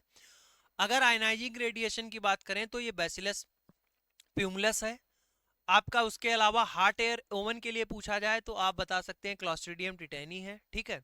ये कुछ इंपॉर्टेंट है जिनको आप एक दो बार पढ़ेंगे आपको पता चल जाएगा, ठीक है। मेथड ऑफ स्टेलाइजेशन की बात करें डिसइंफेक्टेंट के लिए, अगर क्लिनिकल थर्मामीटर है आइसोप्रोपिल अल्कोहल यूज किया जाएगा। Paraffin, glass syringe, flask, slide, oil, grease, इसके लिए हार्ट एयर ओवन है आपका। ओटी की जो भी चीजें हैं आपका, लेबोरेटरी फ्यूमिगेशन है आपका, उसके अलावा आपका एनाटॉमिकल स्पेसिमेन है, वूलन ब्लैंकेट है, ये सब आपका फॉर्मेल्डिहाइड गैस से क्या किया जाएगा, ठीक है, इनका स्टेलाइजेशन करेंगे। सिस्टोस्कोप है और ब्रोंकियोस्कोप है, पूछा गया है, इसको करते हैं आर्थोपैथेल्डिहाइड से, ठीक है। हार्ट लंग मशीन जो है या डेंटल इक्विपमेंट है, इसका जो है स्टरलाइजेशन करते हैं एथिलीन ऑक्साइड से, ठीक है, एथिलीन ऑक्साइड से करते हैं। Which of the following is considers as a chemical method of sterilisation, किसको केमिकल मेथड ऑफ स्टरलाइजेशन के अंतर्गत डालेंगे? आओ केमिकल देखो, बॉइलिंग केमिकल मेथड है ना, फिल्ट्रेशन नो, रेडिएशन नो, ये सारे के सारे क्या हैं? फिजिकल हैं। एथिलीन ऑक्साइड गैस, गैस लिखा हुआ है, इसका मतलब क्या है? ये आपका केमिकल मेथड है। ए ऑप्शन क्या होगा? राइट हो जाएगा। देखो यहाँ पर drying, heat, filtration, radiation, ultrasonic vibration, ये आपके फिजिकल मेथड के अंतर्गत। Alcohol, aldehyde, phenol, halogen, oxidising agent, ये सारे के सारे आपके किसके अंतर्गत आते हैं? केमिकल मेथड के अंतर्गत आते हैं, ठीक है। आगे बात आती है हीट की। हीट आप जानते हैं दो प्रकार से डिवाइड करते हैं, एक तो ड्राई हीट और मॉइस्ट हीट। ड्राई हीट में हम लोग फ्लेमिंग करते हैं, इंसिनरेशन करते हैं, हॉट एयर ओवन का प्रयोग करते हैं। अगर आपसे पूछा जाए कि फ्लेमिंग, फ्लेमिंग में हम लोग किसका जो है, एक एग्जाम्पल बताइएगा फ्लेमिंग का, तो आप बताएंगे जो लूप होता है, जो इनाकुलेटिंग लूप होता है, इनाकुलेटिंग, इनाकुलेटिंग जो लूप होता है मेरे भाई, वो उसका जो है स्टरलाइजेशन किससे करते हैं? उसका स्टरलाइजेशन आप मेरे भाई फ्लेमिंग से ही करते हैं, ठीक। मॉइस्ट हीट में अगर 100 डिग्री से बिलो टेम्परेचर है, वो प्रोसेस होता है पास्चुराइजेशन का। 800 डिग्री है तो बॉइलिंग, अबव 100 डिग्री है तो ऑटोक्लेव, ठीक है। Which tube is generally use for collecting blood for the viral serology, viral serology के लिए, वायरल सीरोलॉजी के लिए कौन सी ट्यूब यूज की जाती है? मैंने आपको बताया सीरोलॉजी यानी सीरम, और सीरम के लिए कोई भी हमें एंटीकोगुलेंट या एडिटिव की नीड नहीं है, तो हम उसके लिए प्लेन या फिर रेड टॉप ट्यूब का प्रयोग करेंगे, ठीक है। आगे बात आती है fine needle aspiration cytology, FNAC का ये फुल फॉर्म है। इसका प्रयोग कलेक्ट सैंपल फ्रॉम, किसके सैंपल के कलेक्ट करने में करते हैं? टिश्यू ब्लॉक के लिए नहीं, स्टूल, अरे कैसी बात कर दी, हेयर नहीं, क्या बचता है? इंटरनल ऑर्गन और मॉसिस, ठीक है। फाइन नीडल एस्पिरेशन साइटोलॉजी है, उसमें आप जानते हैं कि नीडल डालकर वहां से जो भी मास है, लम्स है, जो भी है, उससे जो है हम लोग सैंपल कलेक्ट करते हैं, ठीक है। Which of the following should be calibrated, किसको इसमें से कैलिब्रेट किया जाता है regularly to ensure accurate microbiological quantification using the optical density? इन चार ऑप्शन में से हम लोग किसको रेगुलरली कैलिब्रेट करते हैं? इंक्यूबेटर लिखा है, स्पेक्ट्रोफोटोमीटर लिखा है, माइक्रोस्कोप लिखा है, हॉट एयर ओवन लिखा है। बेसिक सी बात बताओ, कैलिब्रेशन किसकी जरूरत होती है? कैलिब्रेट किसको करते हैं? हम और कुछ क्वेश्चन पढ़े या ना पढ़े? इन चार ऑप्शन को देखकर आप यही बताओगे स्पेक्ट्रोफोटोमीटर जो है, इसको जो है कैलिब्रेशन की नीड होती होगी, ठीक। बी ऑप्शन राइट हो जाएगा। कुछ क्वेश्चन आपके ऐसे ही निकलते हैं, ठीक है। In serology what is the role of antigen, serology में एंटीजन का रोल क्या है? एंटीजन क्या है? एंटीजन हमारी बॉडी के लिए बायो पार्टिकल है, ठीक है। और एंटीबॉडी क्या है? इनके खिलाफ जो है, इनको मारने के लिए जो हमारी बॉडी प्रोड्यूस करती है, उसको बोलते हैं एंटीबॉडी, ठीक है। तो ये क्या एंटीजन क्या करते हैं? ये बाइंड कर जाते हैं स्पेसिफिक एंटीबॉडी के साथ में। हाँ मेरे भाई, ए ऑप्शन इसका राइट है। ये प्रोड्यूस एंजाइम नहीं, फाइट करते हैं इन्फेक्शन के प्रति, ये करते हैं, ये तो खुद आते हैं मारने के लिए। टू ट्रांसपोर्ट ऑक्सीजन, अरे कैसा गंदी बात किया हुआ है, ठीक है। तो जब आप चार ऑप्शन पढ़ते हो तो आप एलिमिनेशन मेथड लगाते हो, कौन सा सही है कौन सा गलत है, ठीक है। आगे बढ़िएगा। अब देखो ये क्वेश्चन बहुत बार क्वेश्चन में पूछा गया है कि type of mortality, type of mortality आपसे पूछी जाती है कि कैसी जो है मोटेलिटी बैक्टीरिया शो करता है। अगर टम्बलिंग मोटेलिटी पूछे आपसे तो आप बताएंगे लिस्टेरा शो करता है। ड्रैटिंग मोटेलिटी कौन शो करता है? विब्रियो कॉलराई और कैंपाइलोबैक्टर। ड्रैटिंग मोटेलिटी कौन शो करता है? विब्रियो कॉलराई और कैंपाइलोबैक्टर। ग्लाइडिंग मोटेलिटी कौन शो करता है? माइकोप्लाज्मा शो करता है। स्वार्मिंग, स्वार्मिंग आपका शो करता है प्रोटियस क्लॉस्ट्रीडियम टिटैनी। स्वार्मिंग कौन शो करता है? प्रोटियस क्लॉस्ट्रीडियम टिटैनी, ठीक है। स्टेलिटी मोटिलिटी कौन शो करता है? ये भी आपका क्लॉस्ट्रीडियम शो करता है। क्रॉक स्क्रू, क्रॉक स्क्रू कौन शो करता है? स्पाइरोकीट शो करता है, इस तरीके से, ठीक। स्पाइरोकीट्स कैसा? क्रॉक स्क्रू, लैसिंग या फिर फ्लैसियन एक्सटेंशन जो है, इस तरीके का मूवमेंट कौन शो करता है? स्पाइरो कीट शो करता है मेरे भाई, ठीक है। तो ये यहां से आप ड्रेटिंग मोटिलिटी, ग्लाइडिंग, स्वार्मिंग, स्वार्मिंग कौन, प्रोटियस, ग्लाइडिंग आपका माइकोप्लाज्मा, ड्रेटिंग मोटिलिटी विब्रियो कॉलराई, और टम्बलिंग मोटिलिटी आपका लिस्टेरा शो करता है, ठीक है। आगे मेरे भाई आपको बताएं, जिनका भी एमपी ग्रुप 5 का पेपर है, आपने ये क्लास कर ली है, तो मेरे भाई आप क्या कर सकते हैं, आप इस क्लास को कर सकते हैं। ये हमने पीजीआई चंडीगढ़ के लिए 1 शॉट मैराथन क्लास कराई थी। आप देख सकते हो 12,000 से भी अधिक स्टूडेंट देख के गए थे, और 8 से 9 क्वेश्चन इसी क्लास से आपके आए हुए थे। ये एग्जाम से एक दिन पहले मैंने क्लास कराई थी, 8 से 9 क्वेश्चन इसी क्लास से आए थे, ठीक। आप डालना lab technician 1 shot revision for PGI by Manish bhai Patel, आपको इस तरीके का थंबनेल का क्लास मिल जाएगा। एक और डालना एमसीआरई 2025 बाय मनीष भाई पटेल, ये आपको क्लास मिल जाएगी 2 घंटे की, ये भी आप कर सकते हो। एमपी ग्रुप 5 वालों के पास पूरा पूरा टाइम है, वो प्लेलिस्ट में जाकर जितने भी प्रीवियस और क्वेश्चन की प्लेलिस्ट है और 1 शॉट मैराथन की प्लेलिस्ट है, वो सारी की सारी आप लोग कर लीजिएगा, ठीक है मेरे भाई। अब जिनका आपका केजीएमयू का पेपर है, उन सभी को ऑल द बेस्ट। आपको क्या करना है मेरे भाई, पेपर देने जाना है, बेहतरीन अंदाज में आपको रिलैक्स माइंड से देना है, क्योंकि देखो जितने क्वेश्चन आपको आ रहे हैं उतने ही कर पाओगे। अगर आप स्ट्रेस लेके जाओगे तो और अपना नुकसान करोगे, ठीक। जितना आपको आ रहा है उतने ही कर पाओगे। अगर आप स्ट्रेस लोगे तो जो सही होंगे वो भी भूल जाओगे, वो भी आपके गलत हो जाएंगे, बाद में आप बाहर आओगे बहुत पछताओगे। तो इससे अच्छा क्या है, ठीक है, जो आपने पढ़ा है, जो आपने याद किया, जो आपको आता है, सब और बेहतरीन है। बहुत शानदार और मजेदार आपका पेपर होगा। आप जाना आराम से, रिलैक्स और कूल माइंड से करके पेपर आना, आपको बहुत मजा आएगी। स्ट्रेस लेकर जाओगे, क्वेश्चन भी गलत होंगे, मूड भी खराब रहेगा, बहुत चीजें बिगड़ेंगी, ठीक। फ्री माइंड से जाइएगा और बेहतरीन तरीके से आप अपना पेपर दीजिएगा, झंडे गाड़ के आइएगा, ठीक है। पेपर के बाद में मैसेज करिएगा कैसा गया आपका पेपर, बेहतरीन, और उसके बाद में आप घूमिएगा, मौज कीजिएगा, ठीक है। पेपर आप दीजिए। आपको क्या करना है, सबसे बड़ी बात है, आपको एग्जाम सेंटर पे उस दिन ये भी है कि आप उस दिन जो है जल्दी सो जाइएगा, जल्दी उठिएगा, एग्जाम सेंटर पर अब टाइम से पहुंच जाइएगा, यही नहीं कि पेपर छूट गया। ये बहुत मोस्ट इंपॉर्टेंट चीज़ है कि आप क्या है, पेपर जब होता है तो नींद नहीं आती है।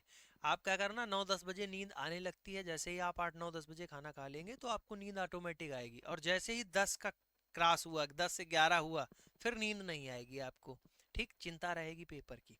तो 9-10 बजे अगर आप सो जाएंगे तो आपकी जल्दी उधर नींद खुल जाएगी, टाइम पर आप जो है सेंटर पहुंचेंगे। पैनिक आपको नहीं होना है, बी कॉन्फिडेंट, जितना आपको आता है, जितना आपने पढ़ा है, बेहतरीन तरीके से आपको करके आना है, ठीक। जो भी यहाँ पर नए बच्चे हैं उनको मेरे भाई आपको बता दें, मैंने आपको बताया, अगर आप बेहतरीन तरीके से आप जो है थ्योरी या क्लासेस कुछ भी करना चाहते हो तो प्ले स्टोर से आप एजुकेशन मसाला एप्लीकेशन डाउनलोड कर सकते हो, डिस्क्रिप्शन बॉक्स में लिंक है, ठीक है, वहां से आप बैच ज्वाइन कर सकते हो मेरे भाई। और भी जिनका भी एग्जाम है, आप एग्जाम देकर आइएगा, कैसा रहेगा एग्जाम, कैसा गया, जो भी आपसे वहाँ क्वेश्चन पूछेंगे आप हमें भेजिएगा, और एग्जाम के बाद में जरूर आप बताइएगा। कोई भी दिक्कत, समस्या, परेशानी आए तो आप मुझसे कनेक्ट कर सकते हैं। इस क्लास की पीडीएफ आपको जो है हम टेलीग्राम पर दे देंगे, डिस्क्रिप्शन बॉक्स में लिंक है। जिनका पेपर है उनको मैं बिल्कुल रिकमेंड नहीं करूंगा कि टेलीग्राम से पढ़ें, ये टेलीग्राम से इस पीडीएफ को डाउनलोड करके पढ़ें।